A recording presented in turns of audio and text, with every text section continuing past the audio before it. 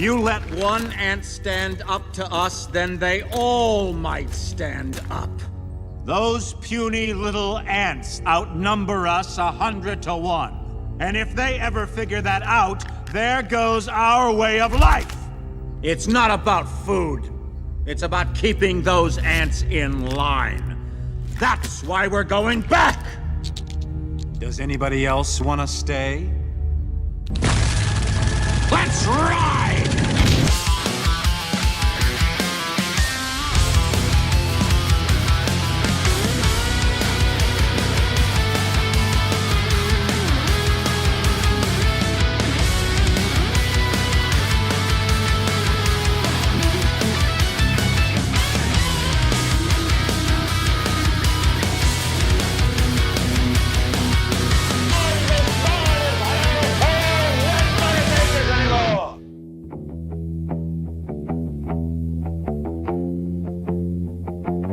Oh, hey guys, welcome to the new week. New week, same life.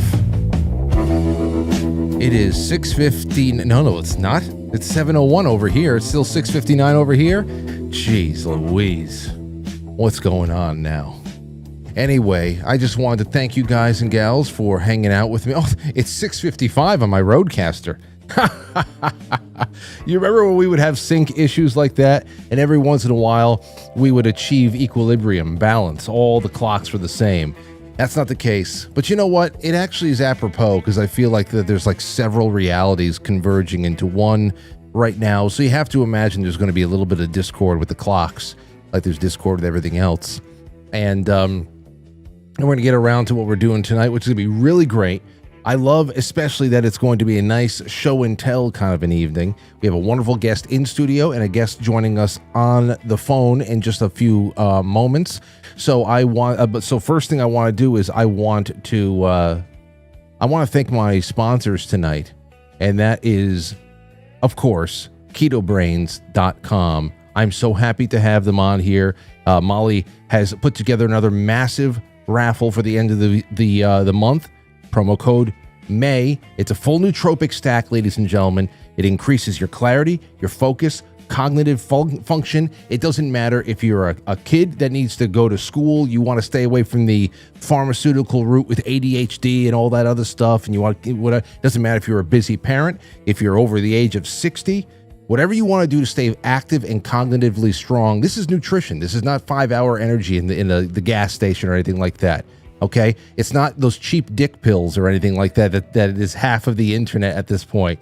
It's just a delicious creamer with no sugar, no dairy. It's not going to cause any inflammation. You just put it in your coffee, your tea, your smoothies, your yogurts, protein shakes. You get creative with it, whatever the hell you want. Use promo code MAY. You get 15% off.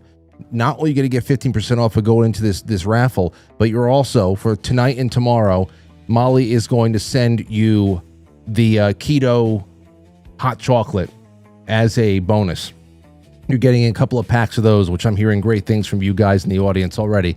So tonight and tomorrow, if you go and you use that promo code for anything at KetoBrainz.com, you're getting that hot chocolate. Let me know what it I haven't even gotten my sample yet. Many of you have already had it, so let me know what you think about it.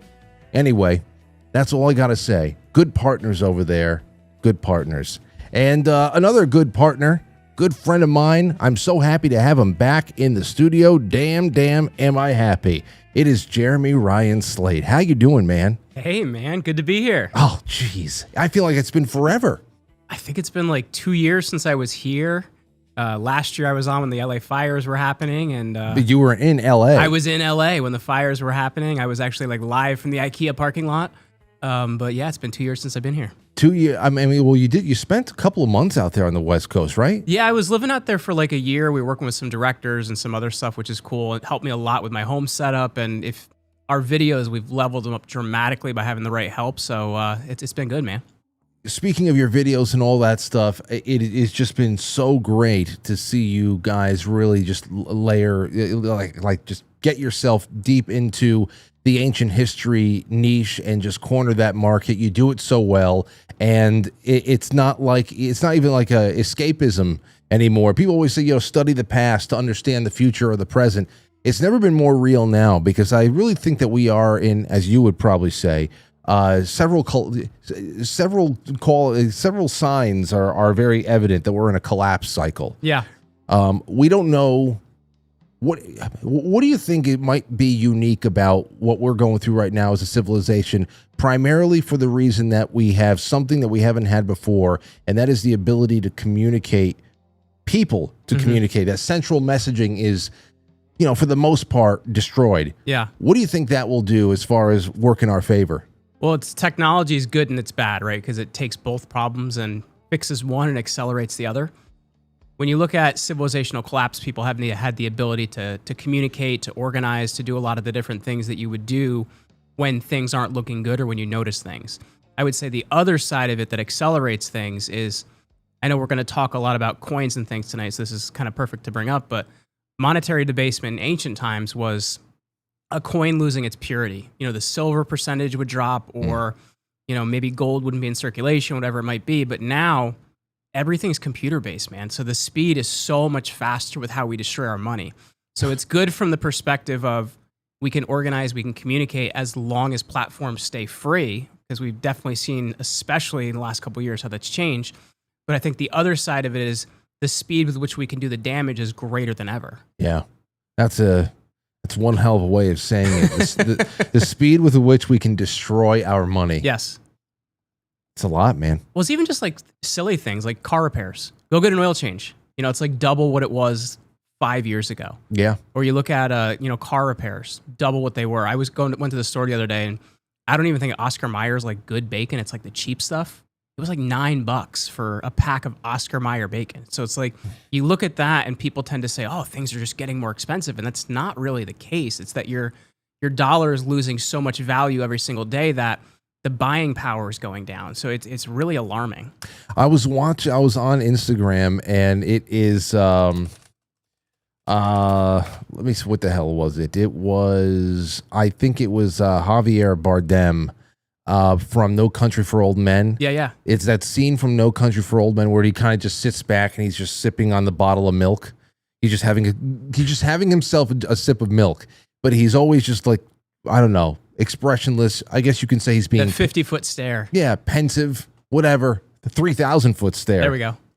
And the meme, the way that it was used was, I think the caption was, When I sit down and I wonder why I'm so bad with money, but all I had done was just bought groceries. All I spent money on was food. And I understand. I understand that. I mean, first of all, you got 4 kids. Well, I was literally having this conversation with my wife 2 nights ago. Like, even looking at our bills, like, we're not frivolous.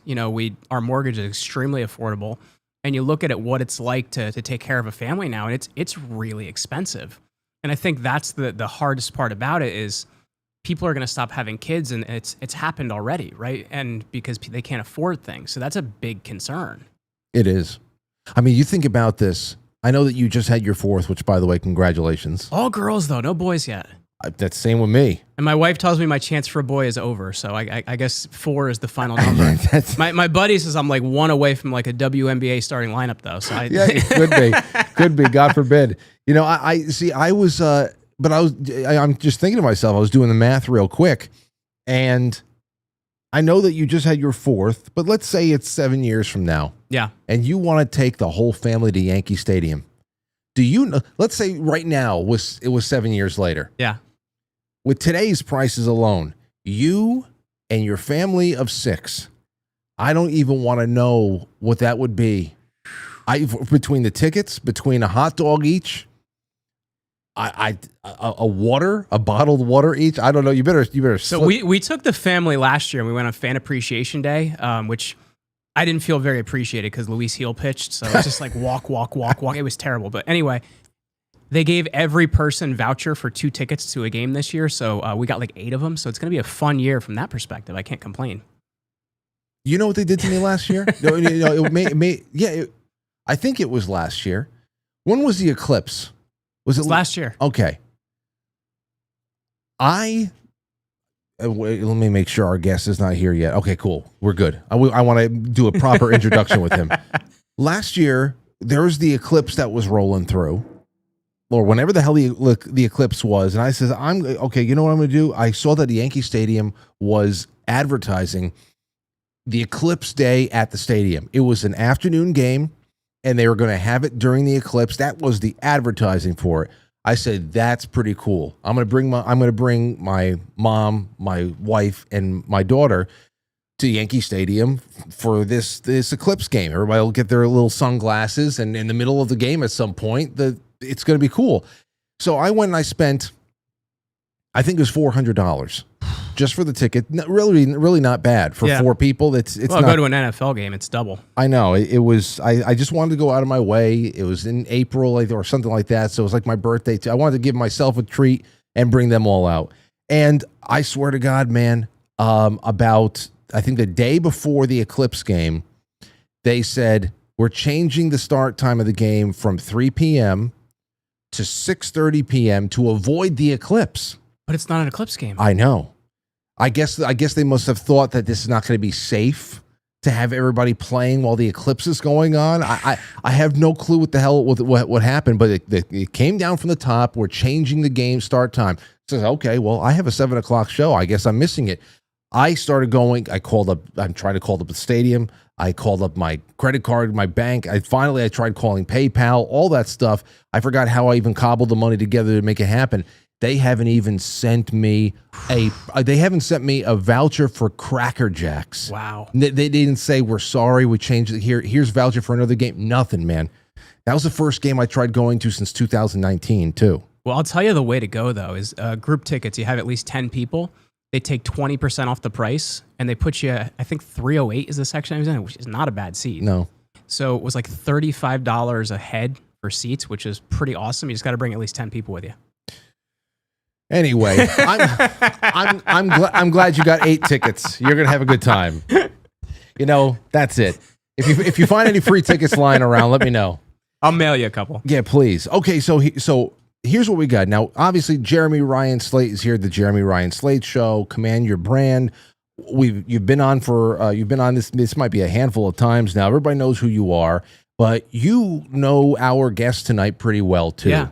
Dean Kinzer. Yeah, he's been on my Roman pattern channel a couple times. We bring him in to talk about coins every once in a while. And actually, I've done a lot of cool shows this year, and Dean's been the guy that will handpick the coins for me to actually give to hosts. He's an extremely smart guy, knows a lot of the story around the coins and things like that. And we've been working with him for a bit as well. He's a super cool guy. Well, thankfully I was able to take some pretty good pictures of these coins that we're going to be showing tonight with my phone prior to the show, so we don't have to worry about things not reading on camera too well. Yeah. When you also had some coins that somebody gave you that we actually sent to Dean like a half an hour ago, and he's able to identify them by eye within the last half hour. I'm gonna show you, so everybody at home in the chat room, my good friend Wayne Smaldridge, who I emailed to see where he's been, how he's, every once in a while, if I don't see Wayne in the chat room, because I can't get into the chat room from time to time, so I just try to stay in touch with some of our OGs, and I haven't seen Wayne, so I wanted to wish him well. But Wayne sent me these 5 coins about 8 years ago.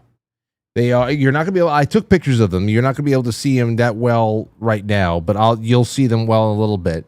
And they are all. He said, "I want you to have these. These are old coins. My friend, he's a collector down there.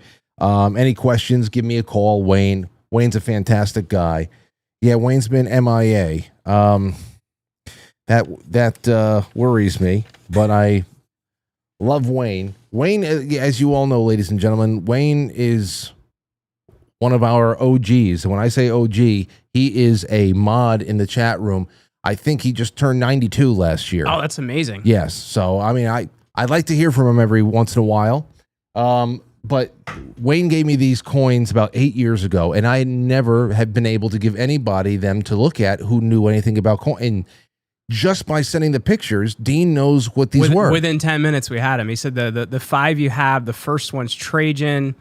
He said the third one is Nerva. The fourth one is Brutus, the assassin of Caesar. The last one is Commodus. And then he went back and took a look at the second one again.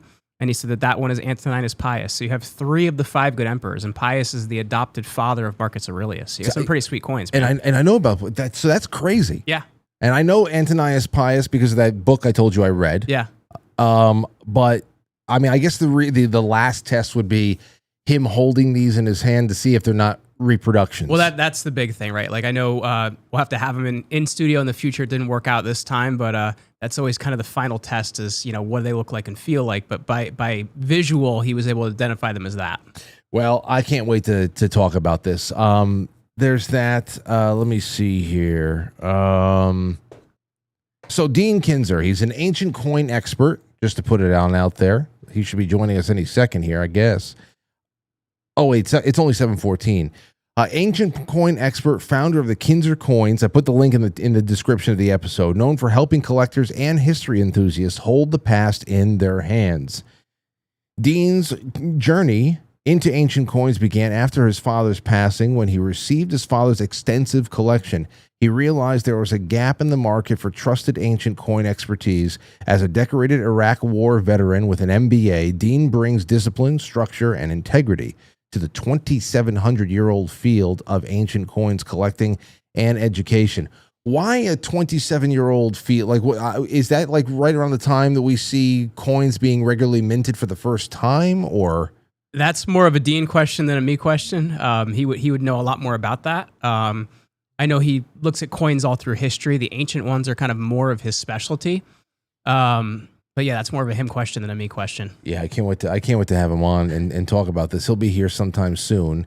And the other thing I guess would be, it would just be about how often these things are recovered. Like, is it still as common to recover an ancient coin like this in any kind of an excavation, or if you've got yourself a metal detector and you're out there in Europe somewhere, or somewhere along the Appian Way, or who the hell knows, how, like over here in the United States, people can spend an entire lifetime collecting arrowheads. Yeah. I wonder if it's like that. So I do know a lot of times what's happening is people are finding coin hoards, meaning they're finding maybe a jar or, maybe some buried coins like that, because what was happening is as the money was losing value, people were burying these coins because they wanted to at least have these more valuable coins rather than the ones that were in circulation that weren't as valuable. Mm-hmm. So I know that's one way it's happening, and they're still finding coins like that all the time. And I know even there's a couple really great YouTube channels out there about the archaeology, not just of coins, but of ancient stuff. Like As Told in Stone is a really good one that I love to check out a lot. Interesting. But there's been, even recently in Turkey, they discovered a full life-size statue of Marcus Aurelius. So they're finding new things all the time, and that's the pretty crazy part. There was a discovery, it wasn't a coin discovery. This is about a month and a half ago. I don't know if you heard about this.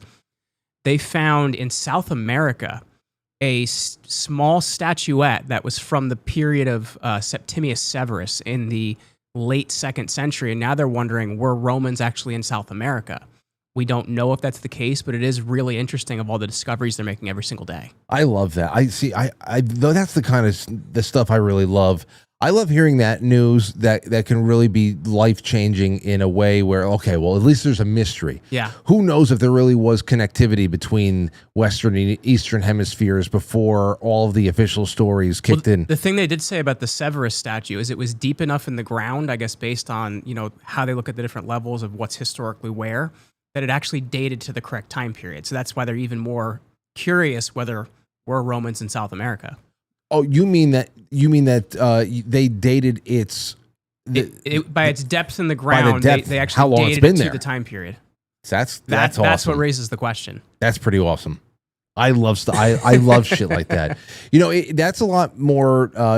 That's a lot more intriguing to me than, like, for example, we got this. I don't know. It was on Fox and a couple other places today. Did you hear about this asteroid that almost that is going to come right by us in a couple of days or something like that? No, I'm more concerned about hemorrhoids. They're coming from everywhere, man. I know that and ticks. You know, Don't even get me started on ticks, man. I pull 12 off my dog a day, and we do a tick treatment on him. But anyway, I was like every night, even if you, I feel like people who are not even in rural areas are like checking themselves the ticks all over the place at this point.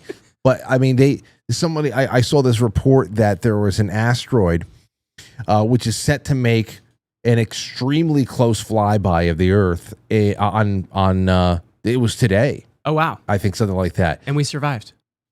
Apparently, it was only 56,000 miles away from the Earth, so it's like a quarter of the distance between the Earth that's and close. the Moon. And they only picked this up, I think maybe about a week and a half ago. So they say. Yeah. Now, listen, no matter what you are what you believe, what you think the capabilities of all this stuff is, the fact that I don't know, we would only have gotten a couple of days. What the hell's the point? If they could just spring this out, obviously they're not able to see too much in the air. We got Dean has just showed up, so let me get him over here. I was actually just texting to make sure he had it. No, he's got it. I wanted to make sure before the show started that we had our time zones right. So yeah, the meteor stuff, to hell with it. We got ticks all over the place, and now we get to talk. The ticks thing is no joke. Like I did an interview about a year ago with I can't remember her name, but her podcast is called the Rabbit Hole Conspiracy Podcast, and we did something on alpha gal syndrome like a year ago. And now it's like all over the news with all these ticks. Like it's been crazy, man. Look who's here. Look at that handsome What's up, face. Dean? Hello. Hi, handsome. Hello, gentlemen. It's How good. you guys doing? It's great. It's great to meet you, man. And Jeremy and I were just talking about you beforehand and putting your bio out there. It's great to have you join the show. Thank you so much for inviting me. And I'm really sorry. I tried very hard to get out there, and just things kind of came up. But I'm very grateful that you're having me on, and I get a chance to talk about some cool history stuff, which I love. It's too bad that it wasn't just a couple of weeks ago, because you would have still had the option to jump on a Spirit Airlines. I was telling Frank before we got started about my flight to San Antonio that they tried to send me to Houston. They tried to send me to Dallas. They tried to send me to Austin. I somehow ended up in Fort Lauderdale, and then eventually made it to San Antonio, and a week later Spirit was shut down. So I know. It's great. Air travel is really expensive right now, even if you're just coming from the middle of the country. It's not even like coast to coast, that flight. But don't worry, one day we will get together and it'll be grand. And you know what? I think we're gonna do fine here tonight. So Oh yeah. there's a few things when I was reading your bio, I'd just love to know about this. Now, for first thing, we know you're a veteran. Yeah. But when did you start this? Your interest in this particular field all stems from your father. Yeah. About 10 years ago, he passed away. My dad was a very serious collector. I would say autistic in a way that loved having things checklisted and organized in a way that made sense to him. And so he collected a ton of things that had, that he could check boxes on. So baseball cards, American coins, world coins. And because he was such a, let's say, a vehement or active Christian, he was a ordained minister and was a preacher a lot of his life, whether he was the pastor himself or the associate pastor, and very passionate about, Christ and all that kind of stuff. And he kind of tucked away over time some of his neat treasures associated with that, which would be tribute pennies and shekels of Tyre and widow's mites, and when I came across that, it was mind blowing to me. It was, as somebody that's kind of been in the collector field, as somebody who has experienced a lot of like antiques and stuff like that, who's done a lot of that kind of shopping in the past. This blew my mind because it's not 50 years old. It's not 100 years old. It's not 250 years old. It's 2,000 years old. And there's not many other ways that you can replicate collecting something that's this neat, that I've ever found, other than chipping little pieces off the Coliseum or something illegal like that. This is a great way to don't do that. My grandfather has a chip off the Coliseum. I remember that was kept in a little porcelain jar in my, he and my grandmother. You are so Italian. Well, I don't know where the hell it was. I don't, and I wish I knew where it was. Who has that? Yeah. I remember that. That was a chip off the Coliseum. My grandmother said he kicked it. He kicked it. It came right off. They went out there for I don't know. It was after the war, so I guess he was just going back, and I don't know. Anyway, this is interesting because I want to talk about collection. Jeremy and I were just discussing about that. What's the main way that these coins are found, especially since, like you said, this is a journey that these little bits of metal, all types of metal, they have traveled hundreds of years, sometimes thousands. Oh, sure. That's just incredible. So 10 years of you doing this, picking up where your father left off, is that when your researching on this matter started, or did you pick up what he was doing prior to his death? Basically, so I knew all about his baseball cards. When I was a kid, I memorized all that kind of stuff. So I knew all his baseball card stuff. I knew all of his American coin stuff. He did have some research on some of these ancient coins, but a lot of them he just basically had in a sleeve. And so I kind of set about, I was like, this must be a hobby that more than, a handful of people know about. And so I went out and tried to find whoever else was in the industry. And I was very fortunate that I found some really good Facebook groups with, and I don't say that lightly. I know there's a lot of bad Facebook groups, but there are very good Facebook book groups in the collecting community in ancient coins, where a lot of these guys have kind of built this 10,000 person group, where all of these experts know about these coins. And so I started asking questions and made relationships with people, and started to learn about it. And then in parallel, I studied like crazy. I probably listened to, 300, 400 history books driving back and forth to work over the course of 5 years, just really digging into what I thought was important and what I thought was relatable for people who found interest in this. We obviously are not as closely connected to the Roman Empire as we are to colonial America, but there's certainly a lot of transition and translation between the two. And I guess kind of the focus is how do we connect, people who maybe only look back 250 years as opposed to 1,000 or 2,000 years. Well, and Jeremy, maybe you can roll on this one, Jeremy. But there are plenty of people out there who will say perhaps there are more connections in all things that is contemporary and ancient than is even really, the attention being brought to it. For example, just being able to handle some of these coins to see how we print money, how we print faces. Yeah. There's a lot of things, the eagle, the olive branches, of course, the way that we constructed Washington, D.C. and all of our Capitol buildings across the country. There's a lot of romantic, Hellenistic, classical tie-ins to the ancient world that are really underspoken, but are very obvious once you start reading a little bit. So go ahead on that. Well, sure, yeah. Go ahead, Jeremy. No, go for it. Well, so basically, if you take a look at an American coin, or I would use the British example, the coins with are the new king on them. Basically, stylistically and Latin-wise, they're pretty much the same thing as a Roman coin. It has the legends around it. It says Rex, king, and it follows kind of a similar suit. But in large part, a lot of our traditions, our kind of coinage history comes from Greek and Roman coinage, and our uses of like libertas, right? Liberty. That is something that Brutus used. I think there is a Brutus coin. One of the coins when we were looking at them before, Frank, it says Libertas on the outside of it. That's the Brutus coin. Yeah, that's one of my coins. Yes. Yes. Let me see here. Hold on a second. This is I want to get it. I don't think this is it. No. Wait. Well, It is this one right here. Yep, that's Brutus. This is the Libertas. So this is we're talking Brutus, the Brutus. The Brutus. So one of the assassins. Yes. Yep. He was a moneyer. That was a job in the Roman Republic, and he's a very interesting guy. He minted coins in 54 BC, and so there's a couple of them that he minted. And his call was back to the Republic, to liberty, right? To not having a empire or an emperor type of thing, because he was very strong in that. and that's why his coins have that. And then another type from his series from that time period also had his distant relative with the same name who helped export or kick out a king Tarquin the Proud. previously. What's that, Jeremy? Tarquin the Proud, Tarquin Superbus.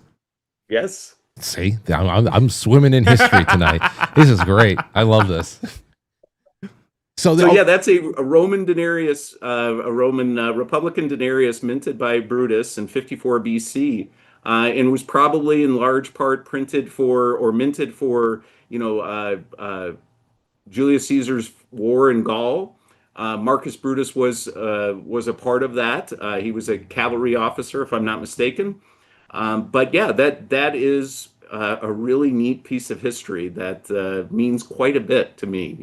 I mean, you see, this is what I'm talking about. I mean, and as I had told Jeremy before, I guess the final piece of the puzzle here would be you being able to actually physically handle them and tell me these are not reproductions. This is actually real. Yep. But that is a pretty impressive gift that I've just been having around until I knew somebody that can take a look at them. And I stack silver. Although it's all about melt value. It's even though it's about melt value, there is also this obsession of mine with the time travel aspect of collecting something that has been, all over the world, traveling vast distances. That's one thing for a quarter minted in 2001 to have gone from one side of the country to the other. It's another thing for something to have traveled thousands of years to get to you. So which coins of your collection, or let's say, what was the first coin that made you feel that weight of history? Like, wow, this traveled all this time, and here it is. I mean, the one that you just told me here, we're talking BC. I mean, that just kind of made me feel a little bit like wow. So what was that for you? By the way, I'm reading a Roman history book with my kids right now, and I had to explain to them the concept of BC and AD. Very confusing to explain to a child. But anyway, go ahead, Dean. So as you mentioned, it's very interesting. You mentioned the hands that have touched it and all that kind of stuff. My dad was a big believer in coins this old being worn, because he thought it was more interesting for him to think about the number of hands who held these coins at that time. So his eye for sharpness and stuff like that wasn't necessarily his primary feel. It was more about the where and how it existed currently and what it took to get there. One of the coin that stopped me in my tracks right off the bat was the tribute penny. That was one coin that he had a number of, and that's a Tiberius denarius, which is about 80 years newer than your Brutus denarius.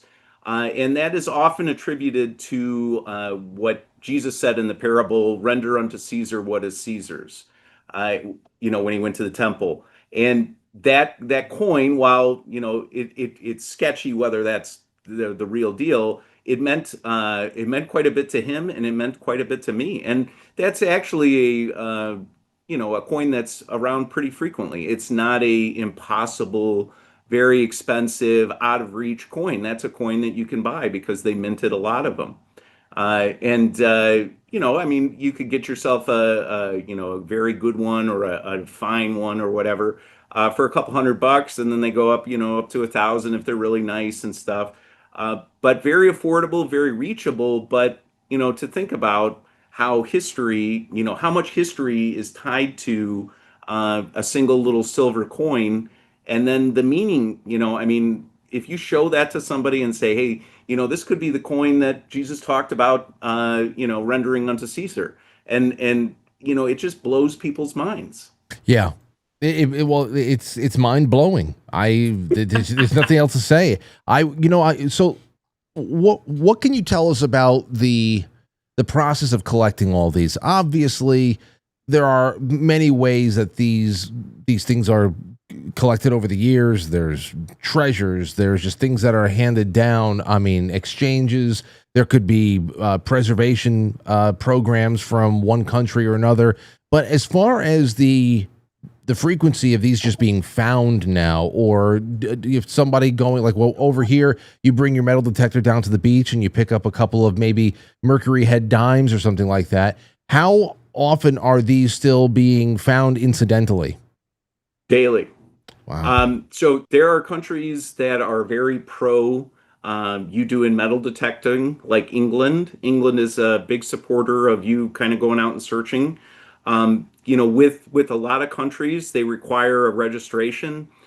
So you kind of submit the coin that you find, and then if it's determined, I'm sure they have the British Museum has pretty much every coin that ever existed. So what they kind of look at if it's a one-off or something like that and it's impossible to replace, but then after they approve it you can sell it. So there is opportunity even still. And then if you go on Instagram or YouTube, there's all these detectorists in Europe and England that are still digging up these coins to this day.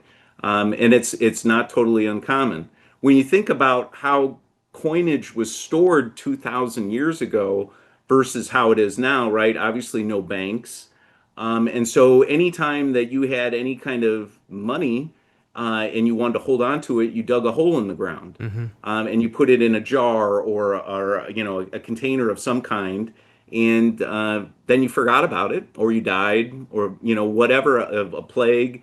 That all kinds of things happen. So there's still quite a few coins that are underground still being unearthed. Now there are some rules about certain countries do not allow the export of these kinds of coins, like Turkey and Syria and stuff like that. But generally speaking, in large part, even places like Israel allow the sale of these as long as they're registered. So there are coins being found every day and brought to market for sure. Wow.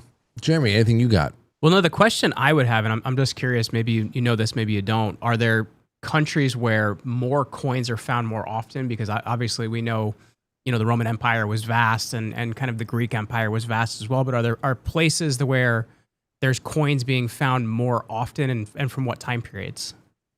I would say that probably the Levant is probably where a large portion of the coins come For from. people that might not know modernly, where's the Levant located? Syria, Israel, basically the most east coast of the Mediterranean. Okay. And so there are a number of coins that are still being brought up out of the Middle East and stuff like that, but they're everywhere, and they do get turned up on a regular basis. Is there a time period we're seeing them more often from, like the first century, the second century, the third century? Like what are we seeing more often of, or maybe that isn't really a thing? I think it's a case by case basis. I think a lot of times they'll turn up, third century or fourth century bronze in a huge sum of coins or whatever. But I would say those are probably the most frequent. Although Greek coins come up a lot, particularly in the Middle East and stuff. But yeah, for sure, I would say it's sporadic. However, whatever gets found is found, at whatever time. One of the things that Frank was asking me before we started here, I'm like, I don't know. That's totally a Dean question. Is we look at how long human beings have been using coinage.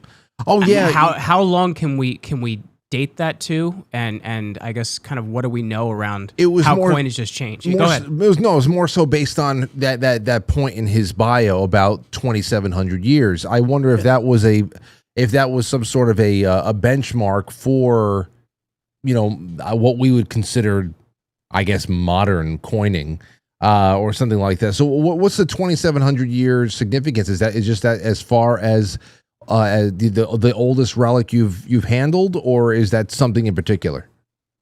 So I think universally the coins were first minted in about 650, 630 BC. Okay. In Ionia, which is Western Turkey now, but used to be kind of Greek-ish. So they created electrum coins, the first coinage. And so electrum is a mix of gold and silver. And I think at the beginning, when they first discovered these, they thought that people or the minters intentionally made them electrum. But then there's a lot of school of thought that now maybe the electrum was naturally occurring in that area, and that's why they chose to use that rather than specifically gold or silver. And so that's the first kind of coinage that was minted. They're basically globs, little round dots essentially of electrum. And they're very interesting because very quickly you can see at what pace people were trying to copy or counterfeit or rip off those early coins because they changed over time very quickly, right? So they went from a glob that was very easily reproduced, right, to something where they drew striations across it, so you couldn't replicate it until they figured out how to replicate it. And then it became artwork. And then it became something else, right? So yeah, you're pointing out these old hectares, right? They became artwork, one, because Greek cities were very proud of their heritage and wanted to represent that outward. But two, it's hard to counterfeit something that's a piece of fine art. You have to have somebody that's able to carve a die in a way that an artist does, which is not easy. And so it's a little bit of both. It's a little bit of progression of the coin, but it's also a little bit or anti-counterfeiting. Does Croesus of Lydia have anything to do with this as well? Because I know that he's like somewhere in that same time period, and there's always that statement that people make, as rich as Croesus, but is there any kind of association with him in this coinage? So I think they used to say that a lot in the 30s, right? I think that was where I first heard that from a movie in the 30s. But yeah, Croesus. Well, I've always been told I have a prohibition sense of humor, but anyway.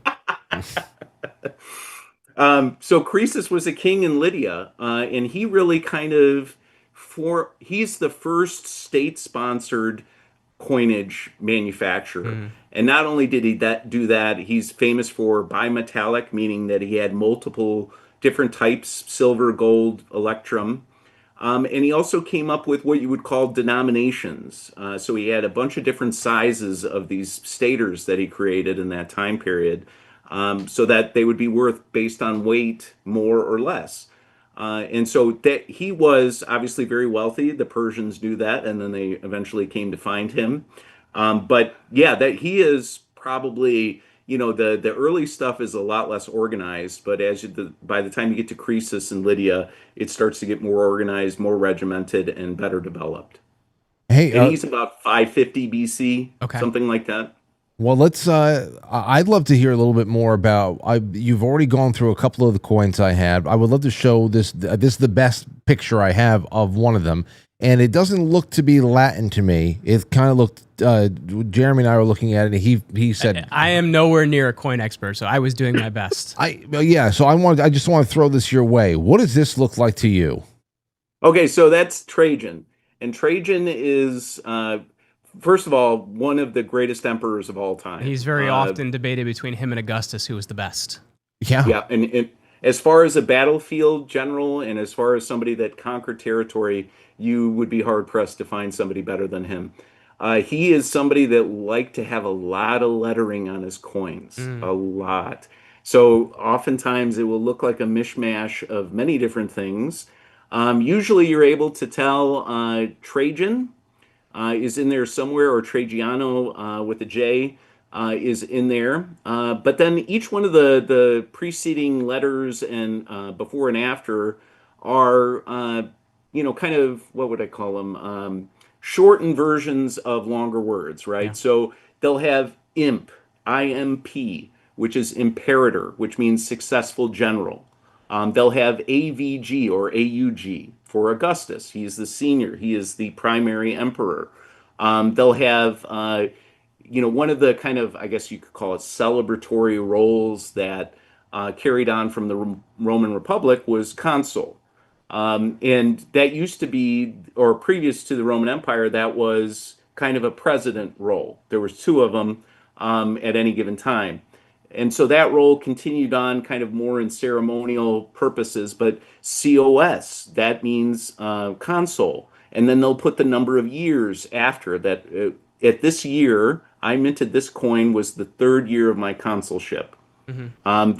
There's others. Let me see here. Well, that's the thing I struggle with ancient inscriptions as well, because I know even if you look at like some of the temples in Rome, like the Pantheon, right? If you look in front of it, you have to know, number one, where the spaces and the words are is kind of the hard part. And are they using a full word, or are they using a partial representation of works. I know even it's like, Marcus Agrippus, son of Lucas, made this in the year of, blank consulship. But you have to know all that to be able to actually read the inscription, which is pretty wild to me. I actually created on my website a Roman legend generator where you can cool.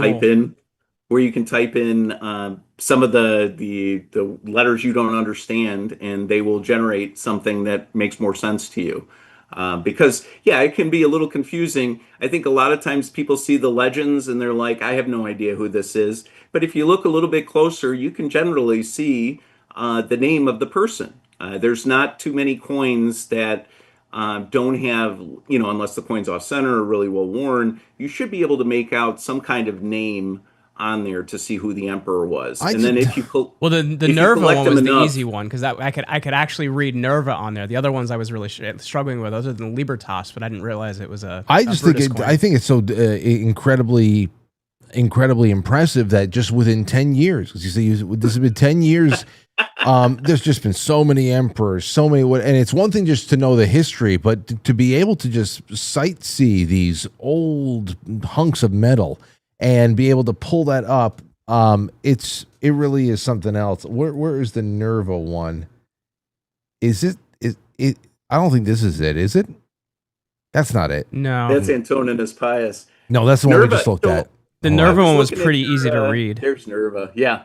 It says Nerva. Oh yeah, Nerva right here. It's upside down. Nerva, right there up top. Nerva. Okay, so it says Nerva, Caes, which is Caesar, and then let's see here, AVG Augustus, IMP Imperator. Because the U and the V are interchangeable in Latin. Yeah. Mm-hmm. Yeah. So he's just kind of telling you who he is and what he's great at, and why he's important. And that's what all the lettering around there is. I was telling Jeremy, you have 3/5 of the 5 good emperors. So you have Nerva, Trajan, Antoninus Pius. To complete the set, you need Marcus Aurelius and Hadrian, and then you'll have the 5 best emperors according to Gibbon that Rome ever had. Hadrian's my favorite emperor. By the way. How easy is it to come across a Hadrian or a Marcus Aurelius? Go on my website. I got them available now. See, that's what I'm talking about. It's incredible. So you deal in these, but you will also appraise people's stuff too. Yeah, I can do that. Yeah, the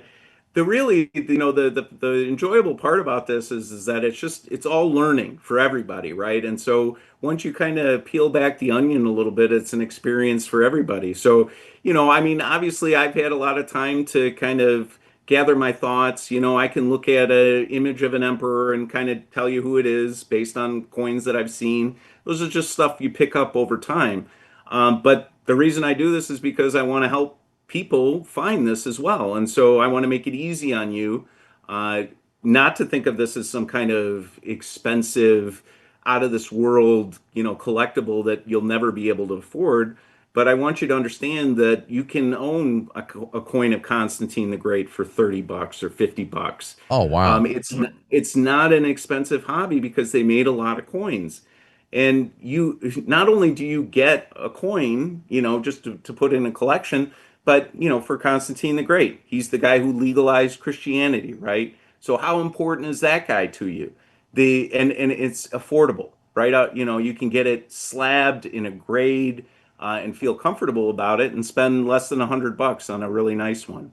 Okay, look, I have pictures here of now the coins that you sent overnighted to Jeremy. So I can't wait to get into this because I want to learn some more about this stuff. Here, I'll walk these over to you real quick too, so you have them. Yeah, okay. Well, the first one I have up here is, let's see here. Okay, here we go. All right. Gallienus. Yes. So Jeremy would tell you that he is one of the crisis of the 3rd century emperors. So when Rome was probably at its lowest point was around the time that he was emperor. Did not survive long, obviously, but did have a significant reign.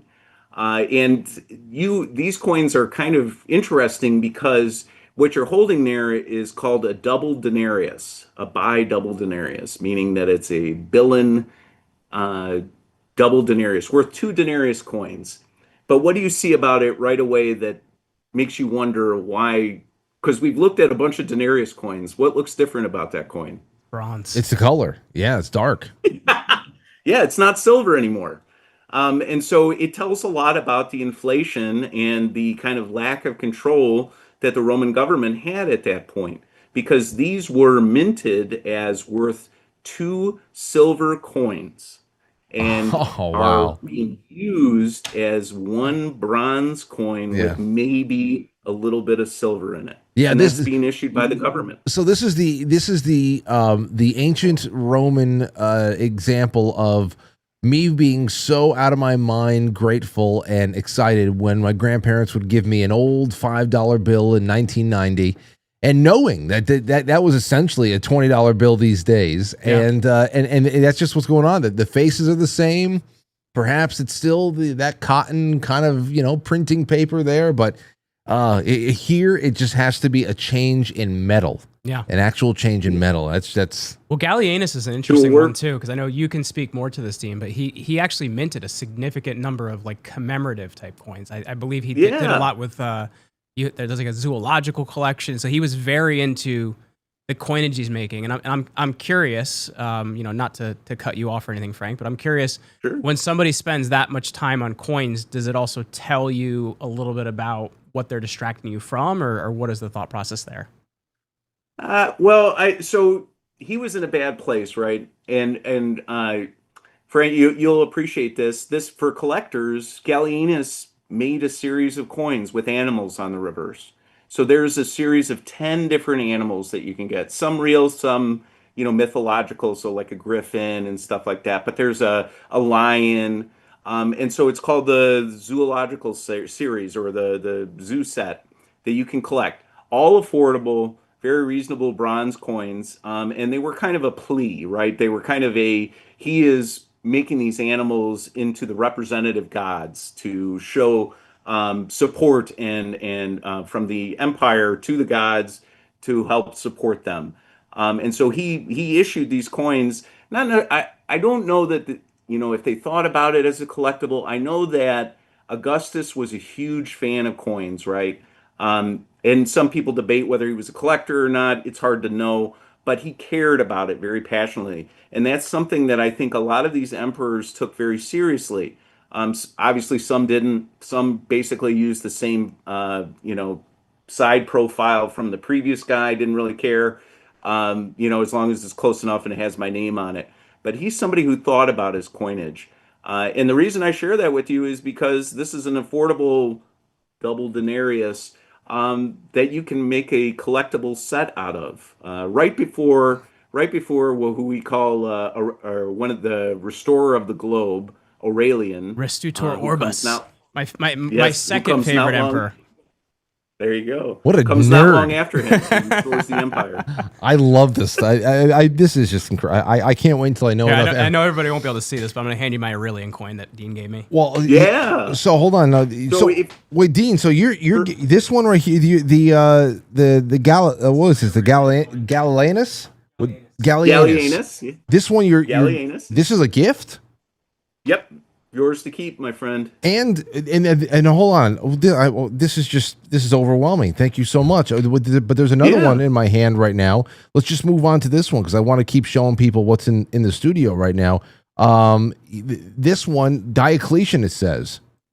Yes. Is that true? Yes.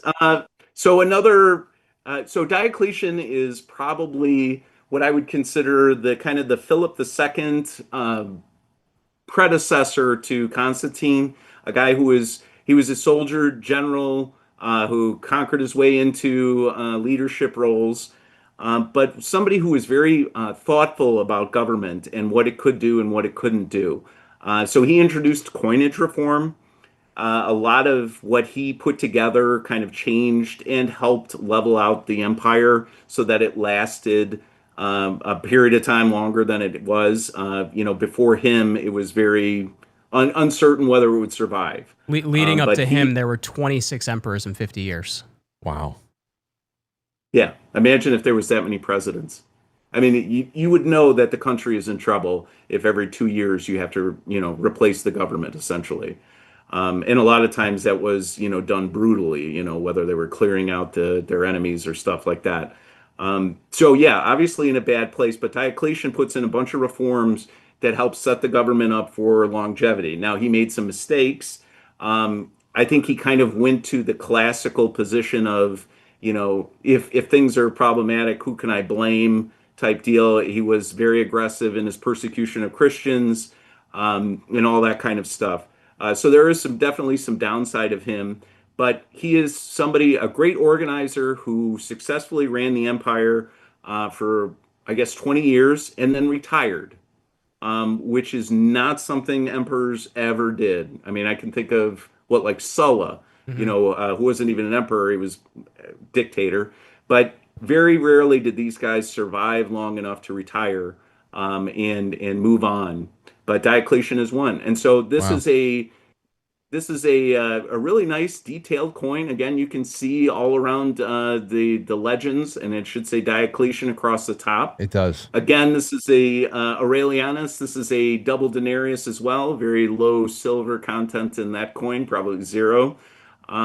But he is somebody that built the Tetrarchy, which he realized that Rome was too big of an empire to control on your own.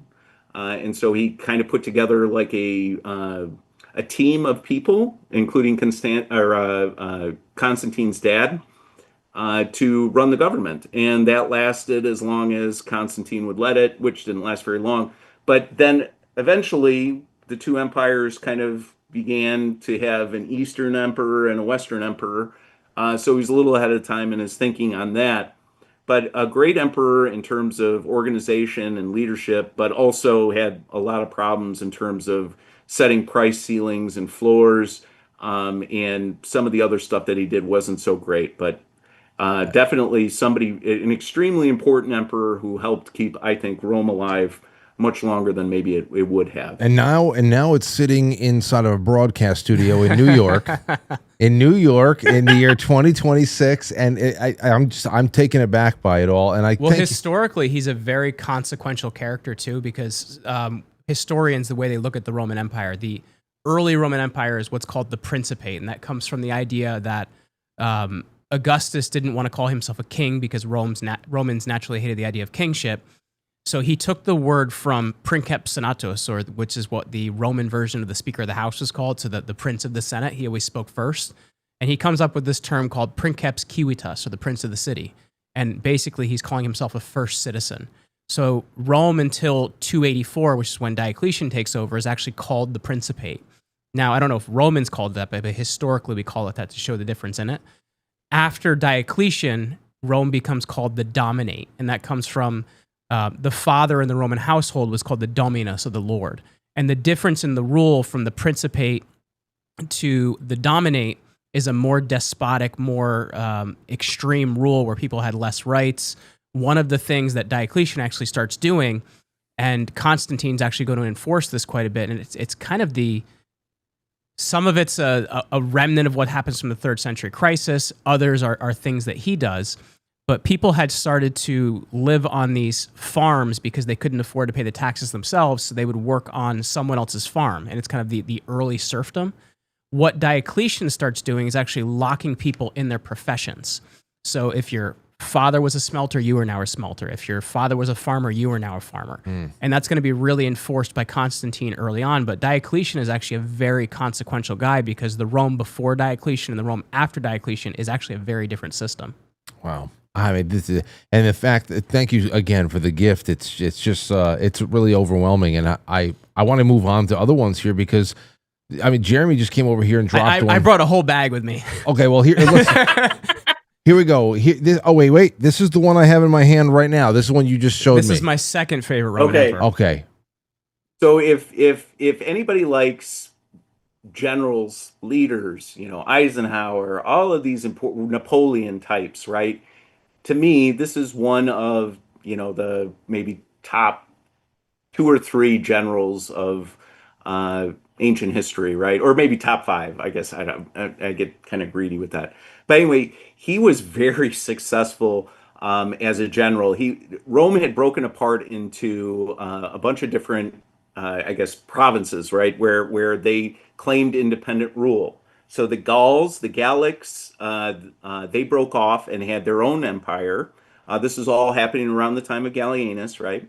And then Palmyra, which is Syria, broke off as well. And that story is amazing. I always enjoy the story of Palmyra because it was headed up by a queen, Zenobia, and she What was her revolted. husband Palmyra Odenathus broke up. first, and then he dies, Oh, and, yeah, and, that's and then right. she gets the whole thing.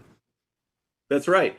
And she did a really good job. She broke off she had that rule of that area and did a really nice job. You can buy coins of hers. They're very expensive because she didn't put her face on coins very long. She put her son Vabilathus on coins to show that the continuity between her and her son was on par with Aurelian. But very interesting, the empire fractures, and this guy, over the course of 5 years, manages to bring it back all together. And that's why he's given the name Restorer of the Globe, because he quite literally did that. He brought the Roman Empire back together The from detail, the brink. the detail on this one is just Oh, great. yeah. I mean, you could actually see, or I don't know if that's chainmail or not, but it's just, Yeah. it's just incredible detail. And he does such a good job, and they're so grateful that one of his subordinates kills him. Yeah, well, that's usually the mark of a good run. That's usually the mark of a good run. Somebody says thank you for the work, and you're dead now. I've always wondered, like, historically, like, what would the world have been like had Aurelian lived? Because I actually think he's somebody that had the ability to restore what Rome was, but we'll never know. Here's another one for right. you. This is Probus. Another emperor from a very tough time, but also I would call him quasi-successful, but not long-lasting. More similar to Aurelian in terms of his length. But again, these are all, I mean, and it's funny because the coinage had kind of fallen apart at this point. So like Gallienus is kind of a rough image. The coin itself looks rough and crude, but still they're minting beautiful coins during this terrible time with great detail and great imagery. And each one of the backs of these coins represents, some kind of message that they're sending because they didn't have the internet. They didn't have phones. They had coins that traveled. And more often than not, the message on the reverse was to try to communicate to people what was important, what they're doing that's successful, and how well they will, or what they expect to do in the future. And again, just a beautiful coin. Another one of the 26 that made it in 50 years. Yeah, all of my coins you're going to have are from the 3rd century because it's pretty much the only thing I talk about. Well, let me ask you guys this about because we know about things like aqueducts, and we know essentially what the layout of Rome was like. People have made those extensive models of all that stuff, but as far as the actual mints, when we think about the Federal Reserve, we think about the offices, then we think about the actual printing presses. What do we know about the physical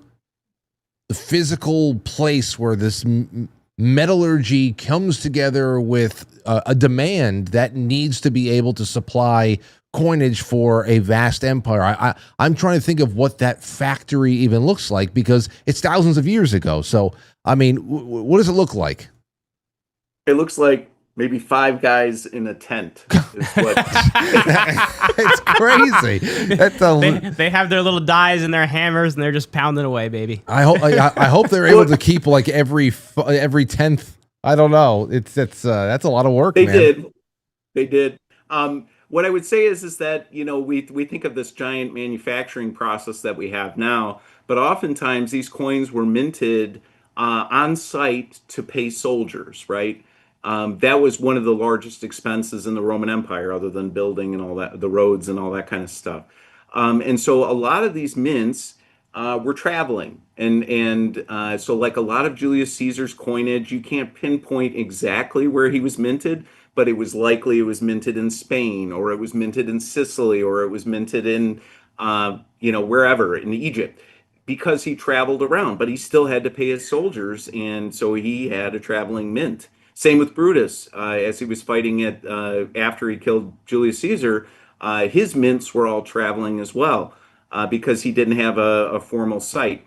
Basically, a guy chiseled a design, a tiny design, onto a die, right? Very small steel die, and they took these hot discs and just hammered it.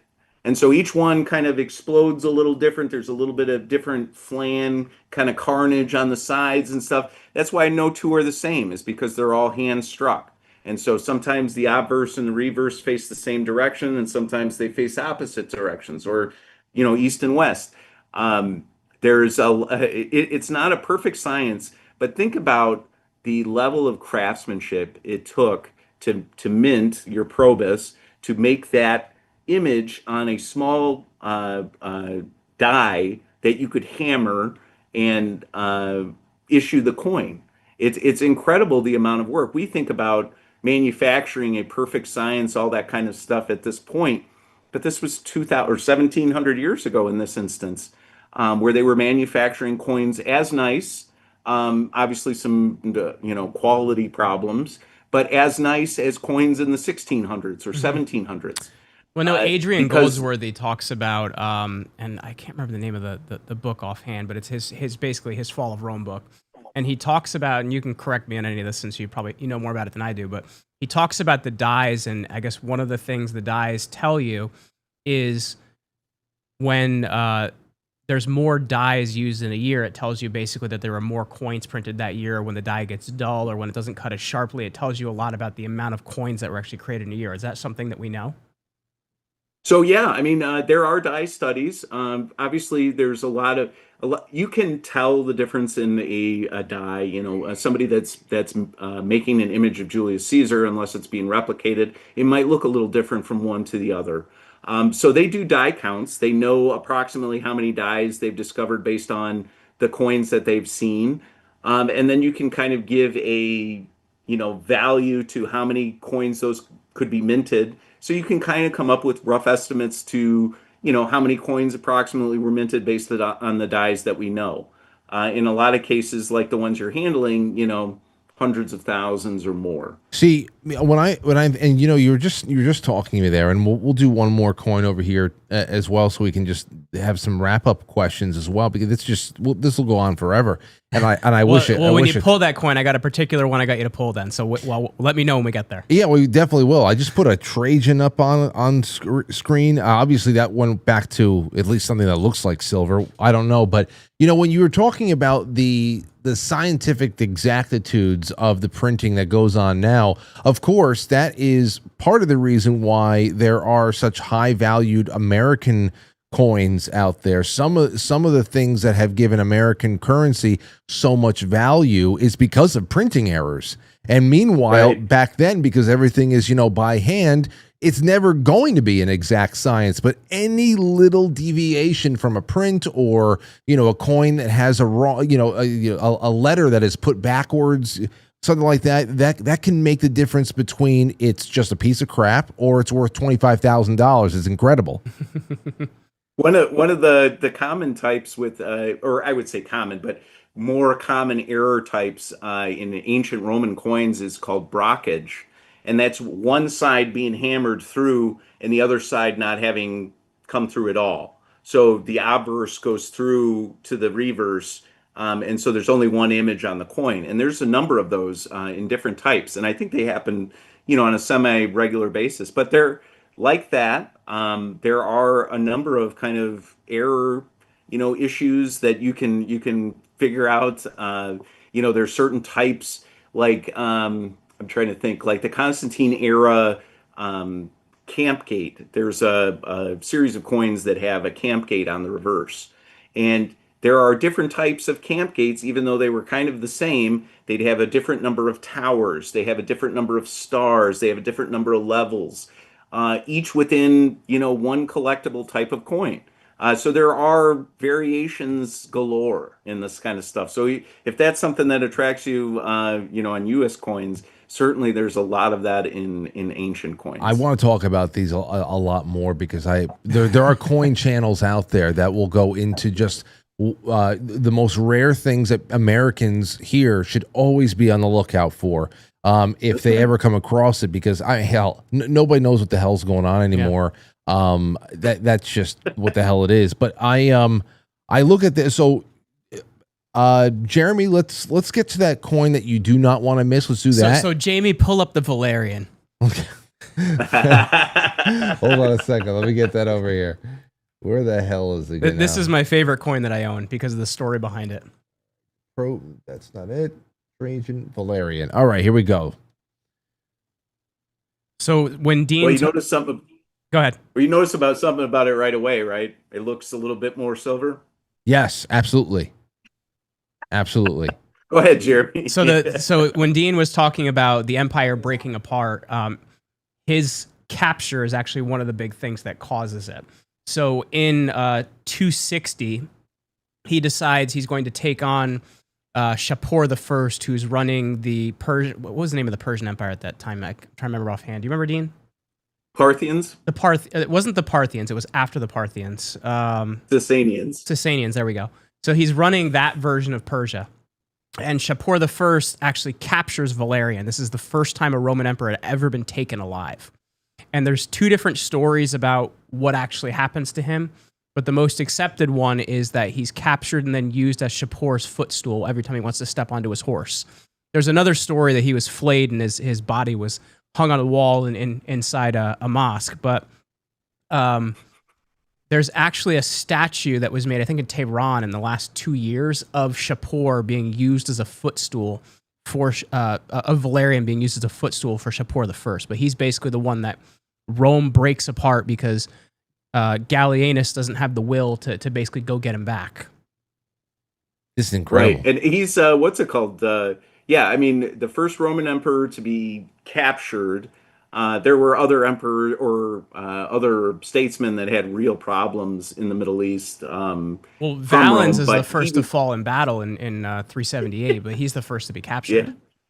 Yeah. So captured. They have that famous, like Jeremy was mentioned, that famous piece of artwork in Iran of Valens being, or Valerian. Valerian being, what's it called? Being the footstool of Shapur.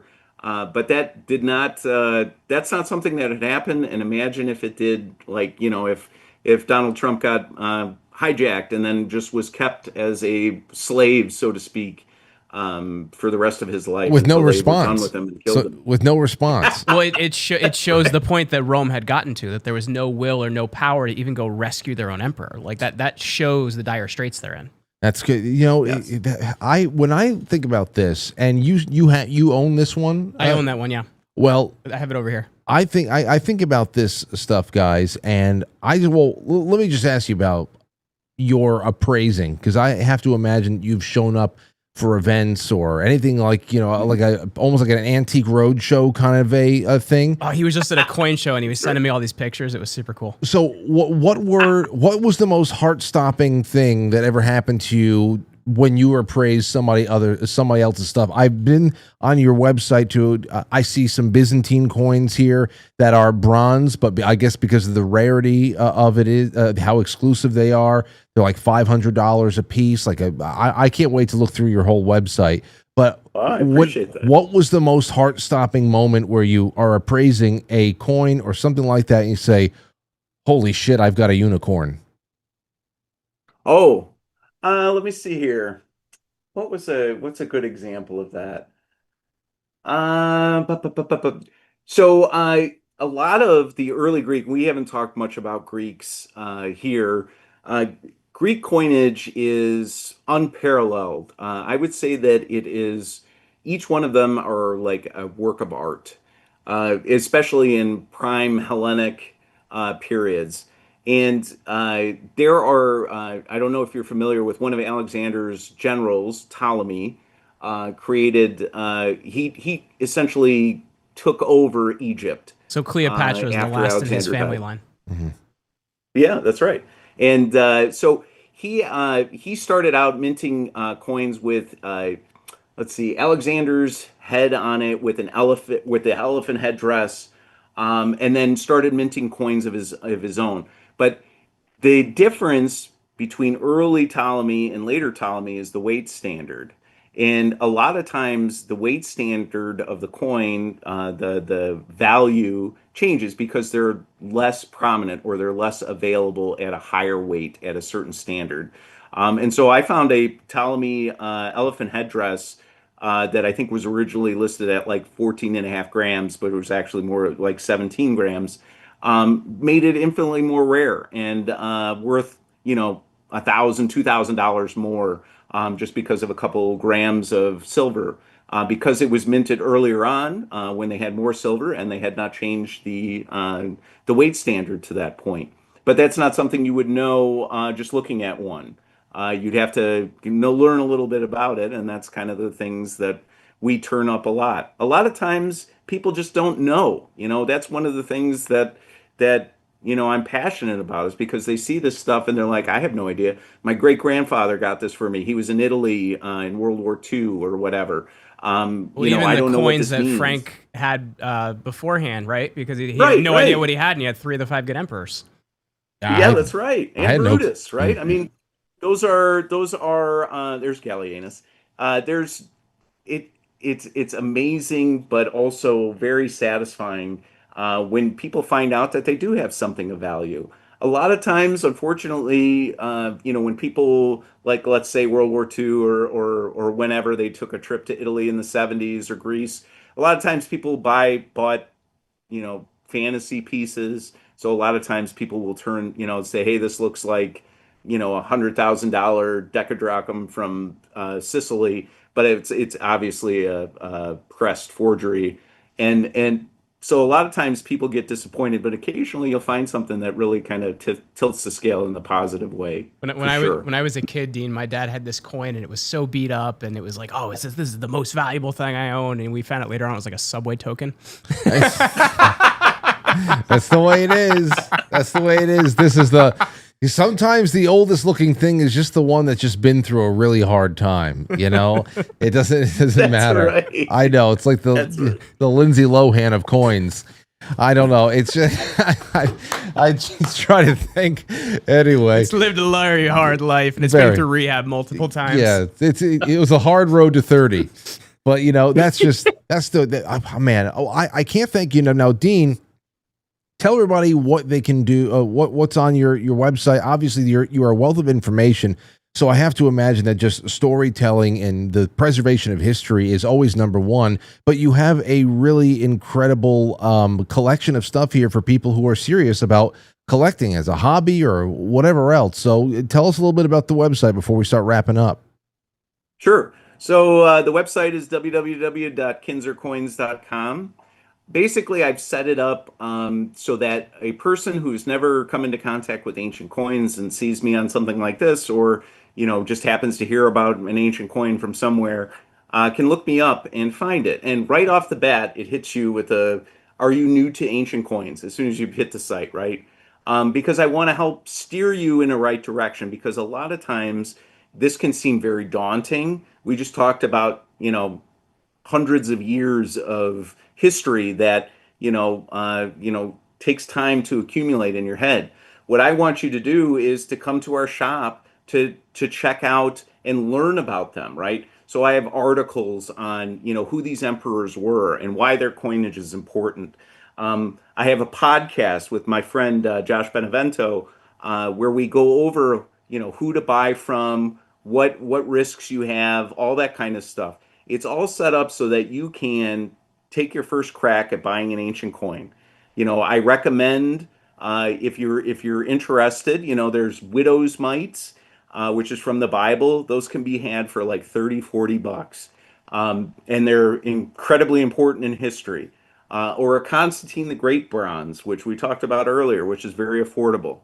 All the coins that I sell, as specifically in the beginner area, are slabbed. They're graded by NGC, who is the primary source of grading ancient coins. So they come in the containers like you talk about. Usually that costs, whatever, $70 a pop just to do it. But if you do enough volume, it goes down considerably. So I take that kind of measure so you don't have to worry about forgeries or fakes that you might not be familiar with if you went on eBay or something like that. So it's a layer of protection to kind of This is protect you from. oh man, if I had an extra $800, this ancient Judea coin set, time of Jesus. I mean, this is such a great coin set, I tell you, man. Oh gosh, It's just wild to me to be able to hold something so old, right? Like it's just incredible to consider that. just let's say there is no reason why anybody who just isn't a lover of history shouldn't go to this website just to look around and read. Because it's a virtual tour through a museum at this point. This is really something else, Dean. Yeah, I appreciate that. Thank you very much. And I've spent a lot of time trying to figure out what I can do to try to help because there is a barrier to entry, and the barrier to entry is understanding history that goes back 2,000 years, and that's fine. I had to learn it too, but I wanted to because it's some of the stories about some of these guys from ancient history are just insane. My favorite guy is Basil II. His nickname was the Bulgar Slayer. That was his literal nickname because he beat down the Bulgarians so bad that he forever would be known as that. There's just a mile-long list of these kind of interesting stories that boggle the mind. It makes me wonder why Hollywood doesn't just take like the story of Irene and Constantine VI, where she wanted the power, and so she blinded and then killed her son, to keep power. There are a lot of these very interesting stories that are kind of lost to history, and I'm just giving you a way to not only learn about it, but to physically handle it, to physically connect to it. Do you have a and I think that- Constantine the 11th Paleologos in your site, or no, the last Roman emperor? So that's a highly desirable coin. That's why I ask. It is the final Roman emperor, Constantine the 11th Paleologos from 1453. Well, you know what I love about this here too, because I subscribe to you on Instagram too at Kinzer Coins, and it's again your commitment to just history is. I love that this kind of like I took this post from your Instagram. What did it cost to build Rome? And you break this down.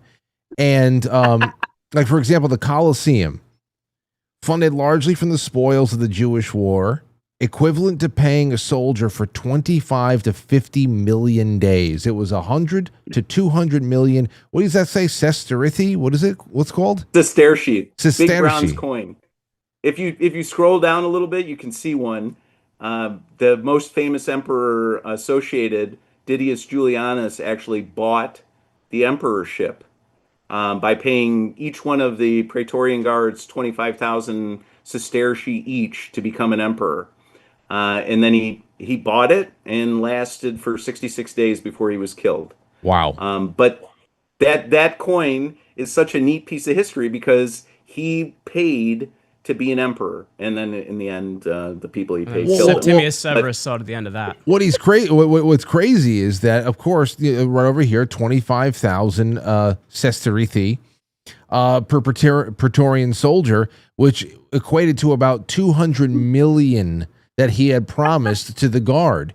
So I don't know if he ever ended up paying the full 200 million before getting capped, but man, you think about all the money that is spent in the United States to run for president. It's actually on par.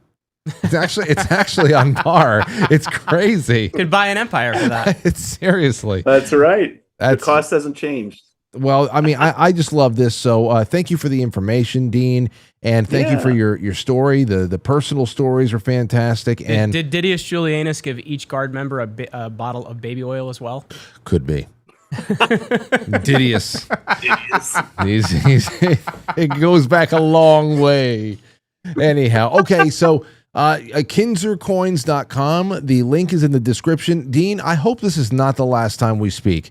Let's do it again. Yes, even if you can't come here in person, which I know one day we'll be able to get that figured out. Oh yeah, but sure. We should at least do this again, where you can overnight an even more interesting stack of treasures, and Jeremy will hang in, so I can just listen to you guys nerd out, and it's a lot of fun. Absolutely. Thank you for giving me a chance to talk a little bit about history. It's my passion. It's my calling. I feel like I feel like so many people would feel more confidence if they understood more about history, because it parallels a lot of the things that occur from day to day. And so you get a little bit more confidence when you know that people 2,000 years ago dealt with a lot of the same things we did, just without the internet. Yeah. And so it's meaningful. And really, these coins are a way of those people sharing their stories with you, right? And so it's like a communication, and I think it's a beautiful thing. It truly is. And I hope people check out your podcast and all the resources you have and make friends. And I'm looking forward to the next time we get to speak. Excellent. Thank you so much. Have a good one. All right. Thank you. There goes Dean Kinzer. That was fantastic. Wow. You know what? And let me just say another thank you to you, Jeremy, because Dean is not the first great guest and now new friend that I have met through your company, Command Your Brand. Well, Dean was a friend that I convinced to become a client because I'm so nerdy about what he does. It makes sense for him to link up with you for sure. But you know, your staff, they pitched him to me. I said, "Oh, there you go." Because there's only so many New World Order people you can talk to in 1 year before you get it. Yeah, but you could have Jay Dyer on every week. Oh, yes. Hey, absolutely. Why the hell not? I love it. I hope that I get to have Jay in the studio later on this summer. That would be great. There's a chance that may happen. And but this is awesome. The fact that first of all, this is the Aurelian. But these two, I can't believe I can add this to a small little fledgling collection that's actually not too shabby. It's not shabby at all, and you had no idea till about an hour and a half ago. I had no clue. No clue. I this is just something else. Diocletian and Galileus. Diocletian's interesting too, because he mentioned he retired, but he retired to Split, Croatia, which the palace, for the most part, is still there. You can actually go see it. It's pretty cool. But he retired there to go farm cabbages. I love it. well, yeah, farm cabbage. Who else? There's somebody else who just wants to become a farmer too. I forgot what the hell. In an American sense, I remember it just left and said, "I'm tending to my George farm." Washington. Oh, I guess Washington. George Washington went back to farming. And I think John Adams did after a while practice. too. He went back to his law practice. What about John Quincy? He stayed in there forever. Yeah, I don't know. I think he went to the Supreme Court after that, didn't he? After he was president, he went to the House. The House, okay. And you know what, ladies and gentlemen, these are not ancient, but these are from a friend of mine, Vinny, and I'm going to put two of these. These are copper rounds, and I love these because they are they are cryptids. Okay, one is the Jersey Devil. There's the Jersey Devil right there, and this one looks like some kind of a Yeti. These are copper rounds. I'm putting them into the Super Chat raffle for this week, along with some Yes Cacao chocolate. And I have a few other things that I'm giving away. Oh, I don't know where the hell it is right now, but these rounds, thank you, Vinny, so much. I saved a couple for myself, but they're so cool, I wanted to share them. And so Super Chats, YouTube, Rumble, quite frankly, superchat.com, and Gold Pills on Pilled. And we will give that away on Wednesday because I'm off Thursday night. I have to go to a Thursday night wedding. They do that? I guess, yeah. It's the first time I'm going to a wedding for my cousin on a Thursday night. All right. So won't be that rowdy because everybody's got to do work the next day. I don't know. These are Italians you're talking about here. So, I went to an Italian wedding once where everybody wore velour jumpsuits. It was the greatest thing I've ever. It was my wife's cousin got married in an Italian family. Everybody wore velour jumpsuits. What year was that? It was like maybe 10 years ago. Okay. All right. Close enough. Close enough to The Sopranos. That was those velour jump. I always wanted a velour jumpsuit after watching the Sopranos all those years during high school and then at college because they just look so soft and nice. You know, Paulie Walnuts walking around with the full-on velour. I still die the episode where him and Christopher are trapped in the Pine Barrens. It is the best episode. Which is the origin story of the Jersey Devil. Is it really? That's where the Jersey Devil was born. It's the 13th child of I forgot what but anyway, it was essentially the cursed 13th child of some lady down there.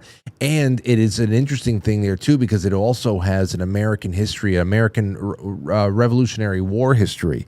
I think it's around the time around the Revolutionary War. Anytime there's any kind of geopolitical tensions, there's always an uptick in cryptid sightings. So I don't know. There you have it. Do you live near the Pine Barrens? No, I'm in Sussex County, so I'm like kind of closer to Pennsylvania than anything else. Yeah, I was going to say that would be a very long drive. 20 minutes, I'm in Pennsylvania. Okay, see, I was thinking about this. Because it was 2 hours to get up here. Yeah, oh, well, is that because of traffic? No, I took the way where there's no traffic. Oh, and it still was 2 hours. Yeah. I thought you were closer than that. No, I'm a good distance from you, man, but I'll always come for a good time. Well, you know, hopefully you have a little bit of a couple of minutes left of a Yankee game to listen to. Well, if they're not losing. They're losing 3-2 right now. It's the Blue Jays. They're a piece of shit team. I can't take it anymore, man. They only have 2 good starting pitchers. They have no bullpen. 6 through 9 in the lineup is terrible. Anyway, I knew it was, we can go on. We can go on, and we will one day. Anyway, so let's. I have a few things I want. Okay, let me ask you this, because we're talking about how these coins are really you can see, just like with our own money problems, what the hell has happened within a society, whether it be an empire or over here in the United States. What has happened, what you can tell just from the coinage itself, because you can tell that there's an impact, a physical impact by inflation and all that. But as far as the culture goes, what do you think? We were talking Greece, we were talking ancient world. What do you think about all of the controversy of around Christopher Nolan and the Odyssey right now? And the casting decisions that are being made, and everybody fighting over identity of one person or another, and it's just become the same old kind of a food fight. Well, so first of all, the character they picked for Helen of Troy was not what was described by Homer at all. But second of all, I think it has less to do with what Nolan wants and more that he wants to be able to win Best Picture, because in 2024. The Academy changed the rules that you have to have a certain percentage of cast members that come from different defined groups in order to actually be able to win Best Picture. So I think it's a decision of, do I want to win that award, right? I think is kind of the bigger part of it. I think it has less to do with what Christopher Nolan wants to push or doesn't want to push. But, I think it goes back to what Dean said. Can we just make some cool movies about things we don't know about history rather than kind of, making something like that? But at the same time, if you're not making something that's Academy level, is it even going to get the distribution? So that's the thing I think you have to look at, is it's less about what Nolan's looking to create and more what he has to create in the structure he's stuck in. Yeah, and let me just say, I'm fucking sick of seeing Matt Damon too. So it's just he's like 100 years old now, isn't he? Yeah, you could have gone anywhere for Odysseus, and we got Matt Damon. But yeah, you're right. The Academy literally requires that 30% of all actors Is that what the percentage is? It's 30% of all actors are from underrepresented groups, or the storyline centers on an underrepresented group or something like that. And that is... But why can't we just make good movies? Why does it have to matter who's represented and who's not? Because without being invaded by a barbarian horde, which there is an invasion going on, but it's not one where they're bearing weapons. They are becoming a economic burden, and they're becoming other types of burdens. It's part of psychological warfare with the migration crisis and all that stuff. So there is an invasion that's going on here, but it is so 21st century, being done through, like I said, very decentralized means of communication and social media and stuff like that. That this is how they're choosing to pick it all apart. I mean, you got, and I, from a history standpoint, this is what your bread and butter is. Yeah. The fact that some daytime television host can go on and will continue to go on before their poor, unfortunate audience and say, well, the Greeks were largely influenced by Africa and many of them were black. And this is just what it is. It insults everybody's intelligence. It makes people resentful. It makes, it just causes a fight. You can tell that there's just a trap in every word. Well, it's really interesting. I just listened to Tucker just had Owen Benjamin on. Did you listen to that at all or no? Not yet. So it's actually really interesting because he talks about his cancellation process because he was a comedian before he kind of started doing the stuff he's doing now. And it's interesting how he describes it. First, you lose your banking. And then he's like, okay, well, I've lost my banking. I've lost my manager can't work with me anymore because he can't book me anywhere. So I'm going to start booking shows myself. So he starts booking shows himself. He's having success. And then the venues start deciding, well, we're not going to have you. So the question is always, well, who's deciding or who in the system says I can't do this? That's the part that doesn't make any sense. And you have to question, where does our culture come from? And I think that's the bigger question because we really don't know. And often we want to pin it on one group or, pin it on an individual. And I think it's less of that and it's more of, this is what has to be accepted to be able to hold the position I currently have. And I think that's the concern you have to have. So who's deciding that? Yeah. Well, I listen, you needed, going back to the movie there too, as far as who's deciding this on behalf of someone like Christopher Nolan. I mean, you need to have a director who's willing to defile the story in order to be eligible for the trophy. So he had to say okay to it. He could have said, hey, listen, I've already made my mark and I'll just be a little bit more selective about the stories I get to tell. I would have loved to tell this one, but it's a little ridiculous. I mean, come on. I mean, to talk about a maimed Ellen Page as Achilles. If this turns out to be true, is that actually true though? Because I've heard it both ways that she is and she isn't. You know what? There's no denials from her, and maybe it's just part of the whole thing. Maybe the memes have been outrageous. It's been crazy, and I wish I could. I have to. Did you see the Sparta one where she's Leonidas and she just gets stabbed? Yeah, I saw that one. I saw there's so many other ones. Oh, the one from Troy where she just takes the spear and this is the end of it. Yes, but there's another one, and I'm going nuts trying to think about it. There's the Footloose one. Did you see the Footloose one? I see so many. And the thing is that I have to pick and choose what I show on at least on YouTube. Yeah. Because if you show, I remember I got a strike because I showed some sort of it wasn't even AI in the sense that AI is prompted. It was just a cut and altered video that was supposed to be funny version of, I don't know, some kind of an interview that Kamala Harris was doing. And I got a strike maybe 2 years ago or so for altered video or something. Oh, wow. And I know somebody else that's just had an entire channel demonetized because it is some kind of altered content. It's so nuts. But it's interesting because here's the thing that's interesting. And this I guess goes back to kind of the moniker used for the show of the jester, right? The purpose of a jester was always to say things to a king that people couldn't say to the king. We don't have a place for jesters anymore, and I think that's a real problem. It doesn't mean that we're calling for violence or things like that, but the reason these exist is to call out the lunacy of the things that we're seeing, and we're not able to do that anymore. No, we're not. But I think where I'm more encouraged is that it seems that we are starting to realize that we weren't allowed. Mm-hmm. And we were given reasons why we shouldn't. Mm-hmm. We shouldn't do one thing or call out something that seems to be a little bit uneven. Why are there definitely winners and losers being picked? It's one thing for everybody to say, damn, the government is picking winners and losers in the economy. The government is giving subsidies to one industry and not to the other. They're giving subsidies to just certain preferred companies within an industry and not the other. They're killing competition on behalf of their friends. Mm-hmm. It's another thing to say that there's winners and losers with speech.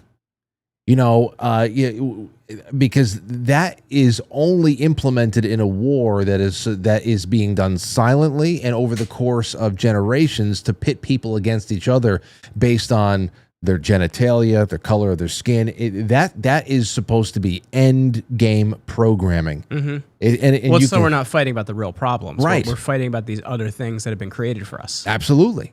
I mean, absolutely. And people are now, it's just so naked. It's laid complete bare. What is what we all grew up thinking was like an example of a post-racial society. We thought that when we were watching Mighty Ducks back in the day, but obviously we were being set up for what we have right now, which obviously popped off around, I don't know, 2012 is when it got really bad in the middle of the Obama administration, when he wasn't really doing much, so he just gave everybody race wars. We're seeing that, and I think it's the parallels between one civilization and our civilization is interesting because, again, the only thing that's different, we have the inflation, we have the ridiculous expansionist, military meddling and all that stuff.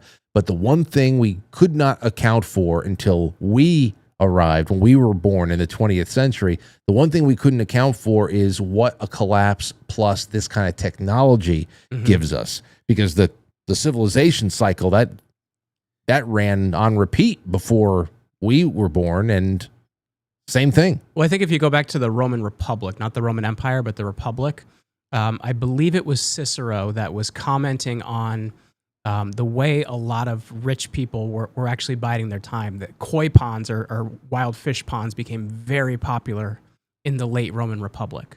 And the commentary was on that people cared less about what was happening in their country and less to the freedoms they were losing and the way that their government was falling apart. They were more concerned about their koi ponds.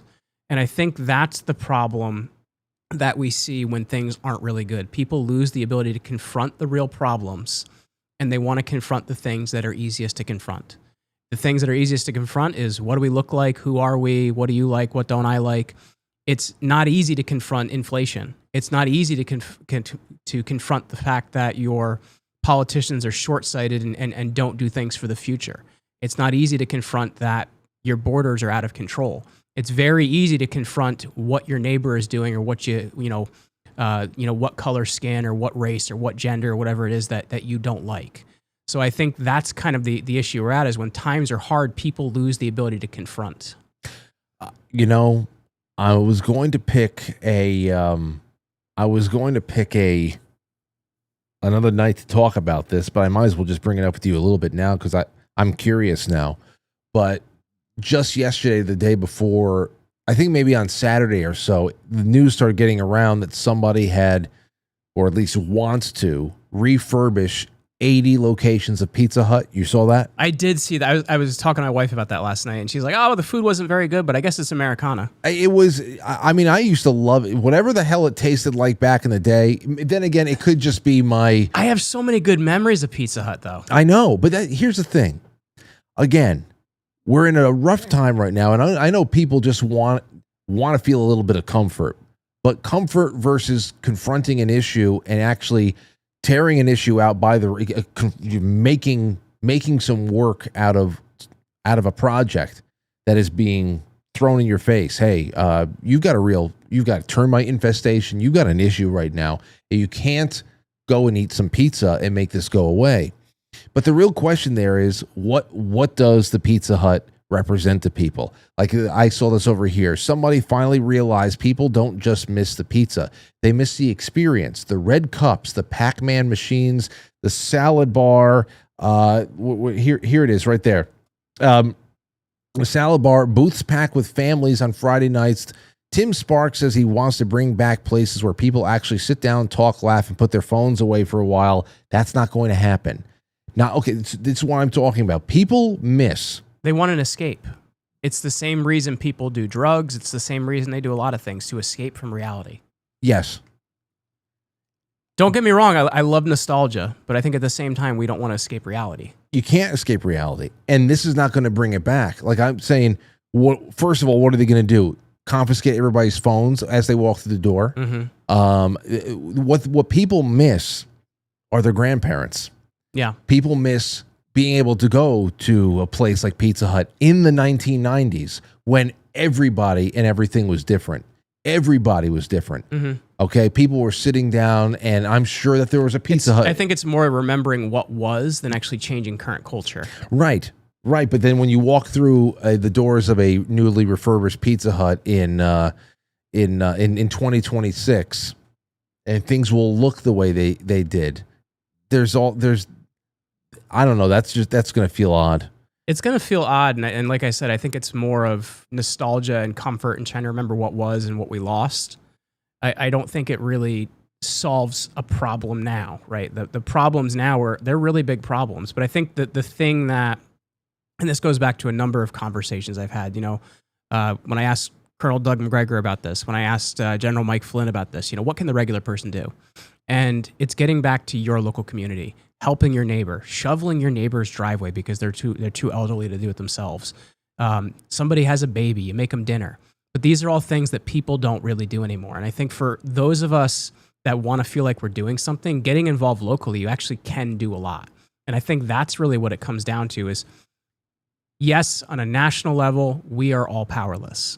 But in our local communities, we have so much power because we're closer to the people we can affect. Well, very well said. I'm right there with you, thinking and acting locally, as Brian McClanahan would say. And that is really the basis of American traditional American culture. Mm-hmm. You want to talk about 250 years later since the Declaration of Independence. That was what we were hoping it was going to be. That de Tocqueville kind of America. We're not those people anymore. I think that's the scary part. We're not the people that, the crazy Americans that will take any risk or do anything or build something huge or, go out and explore a new world. We're afraid to walk out of our homes. And I think it's a sad state that people have become. Yeah. Hey, but again, I think that where we are right now, if there's anything to be really excited about, and that's what I am, is that we realize there's a lot more people saying, "Oh man, okay, I see how it's been even before I knew it was that way." You can't make any informed decisions if you're still living under the guise of the old world, and that's that. Let's go through some. Well, that's one of the reasons I talk about Rome is not to be a doomer, but to show people, like, if we're aware, if we communicate, if we know our history, we can actually create our present and our future better.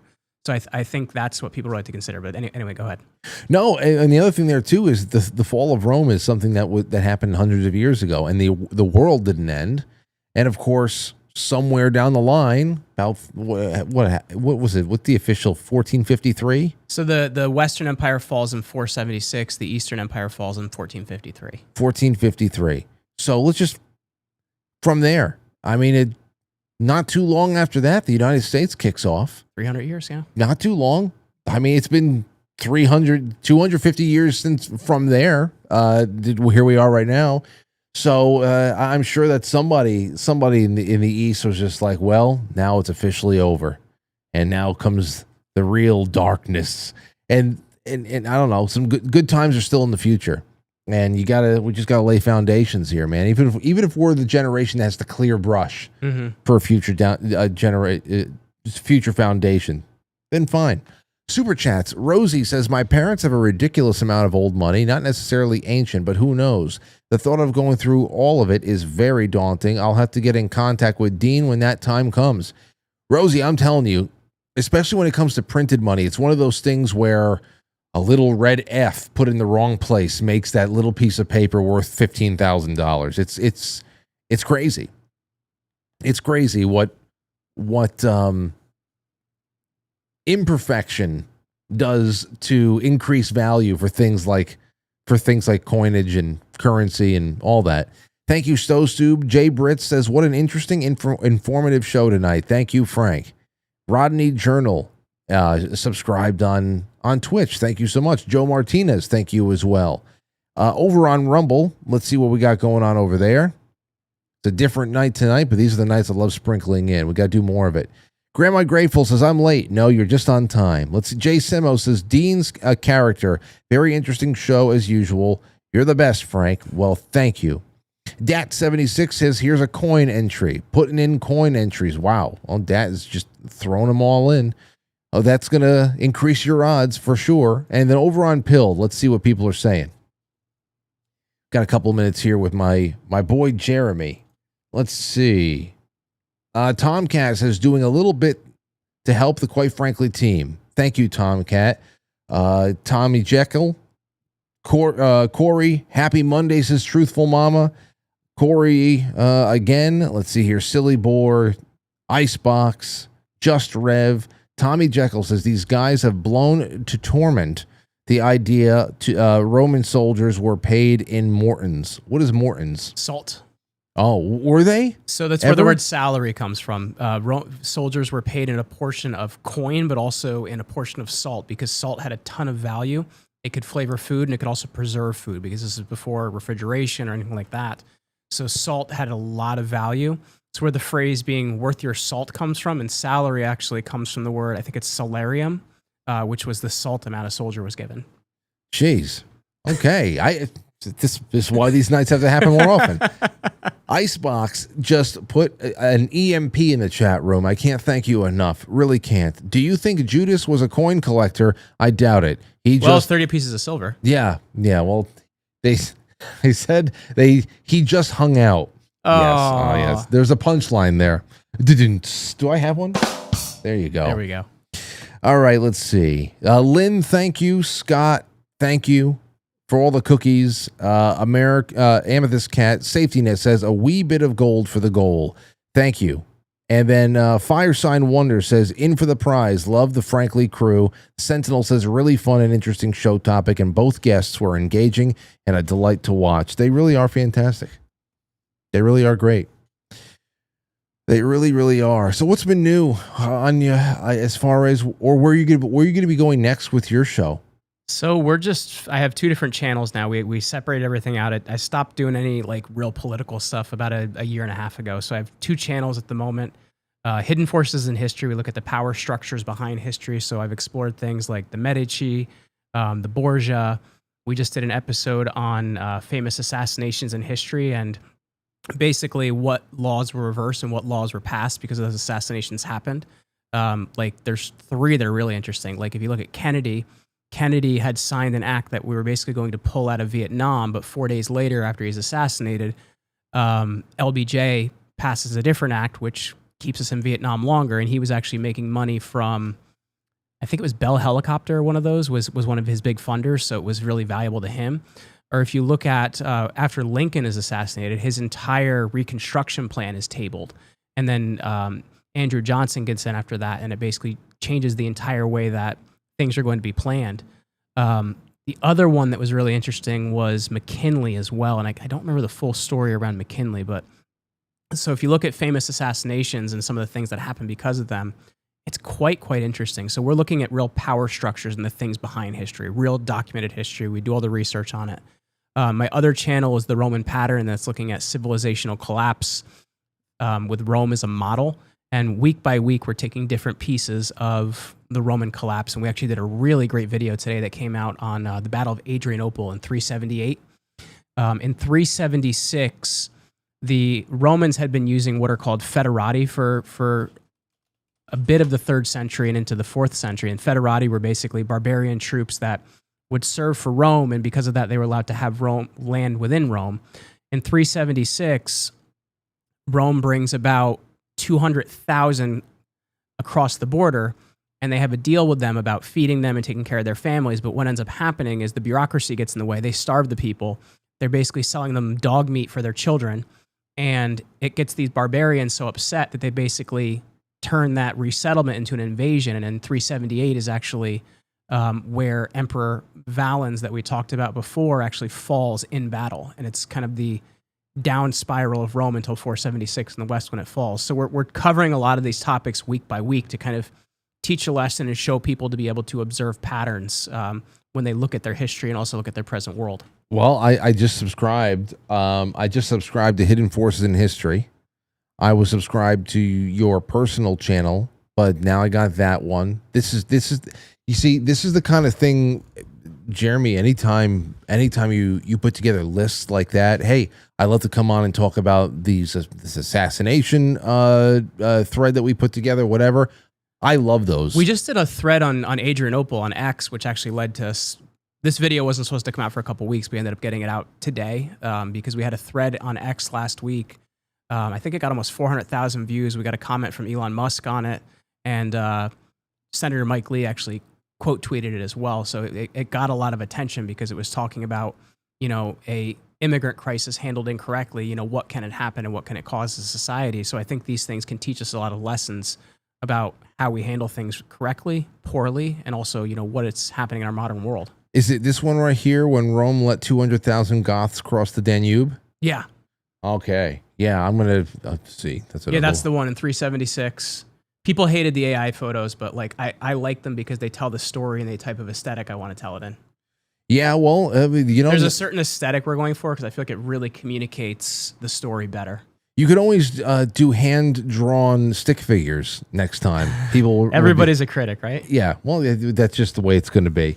But I love this stuff, and this is what we have to hone in on more, man. Even if you're just every once in a while you're zooming in, you don't have to do the 2-hour ride every time.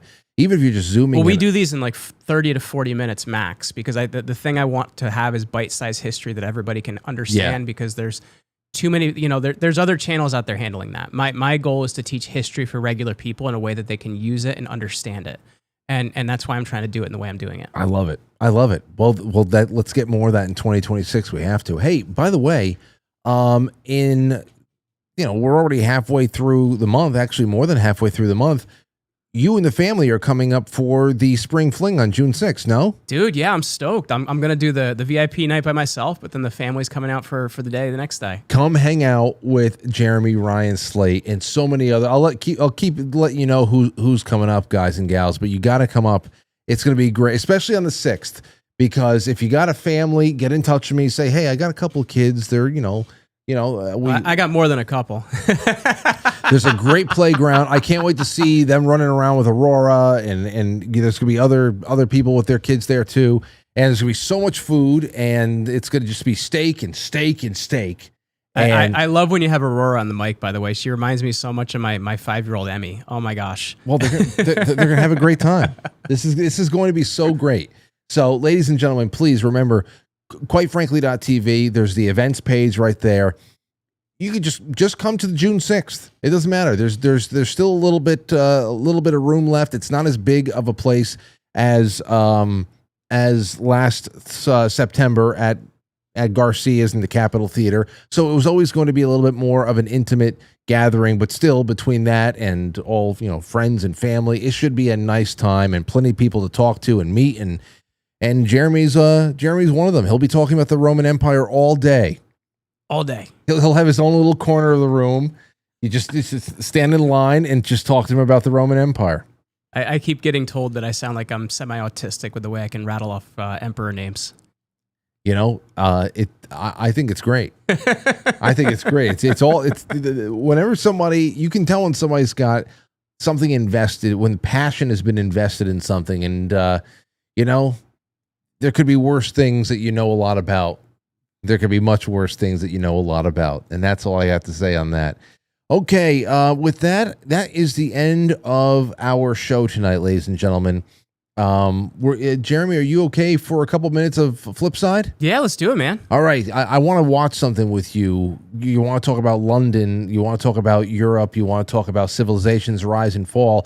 Well, our friend Nick Shirley is out in London right now as they are continuing to protest against policies of the government that is really not going to promote a very healthy future for the country. And it's once again, this is where you can see history playing out, but also the effects of propaganda playing out when you see some of the people who are weeping, people who weep in fear of the sight of their own country's flag.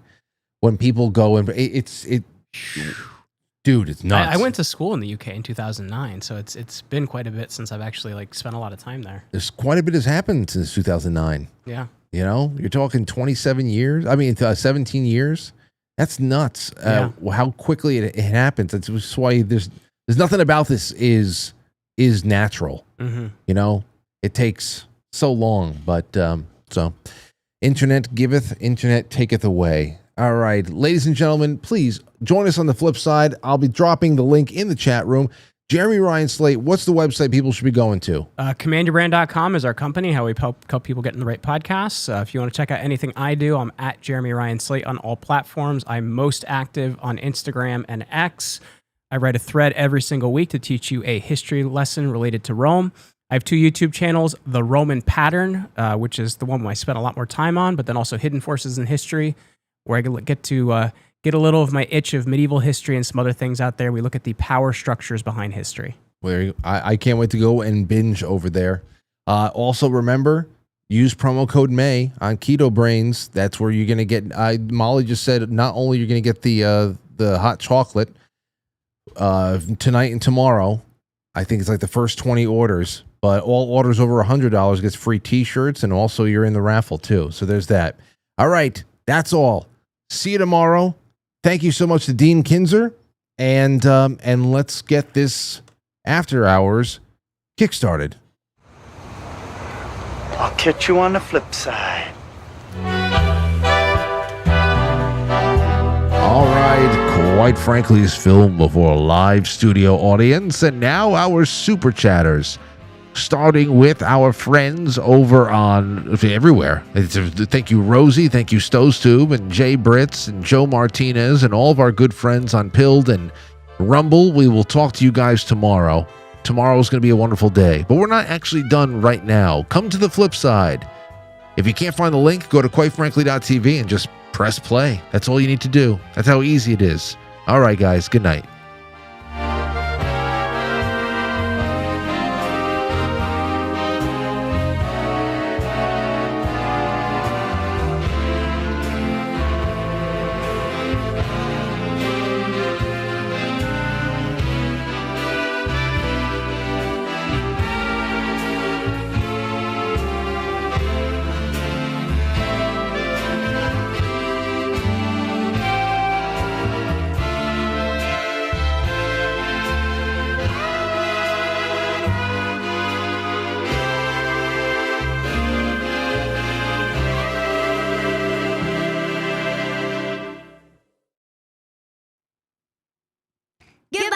All right, that's it.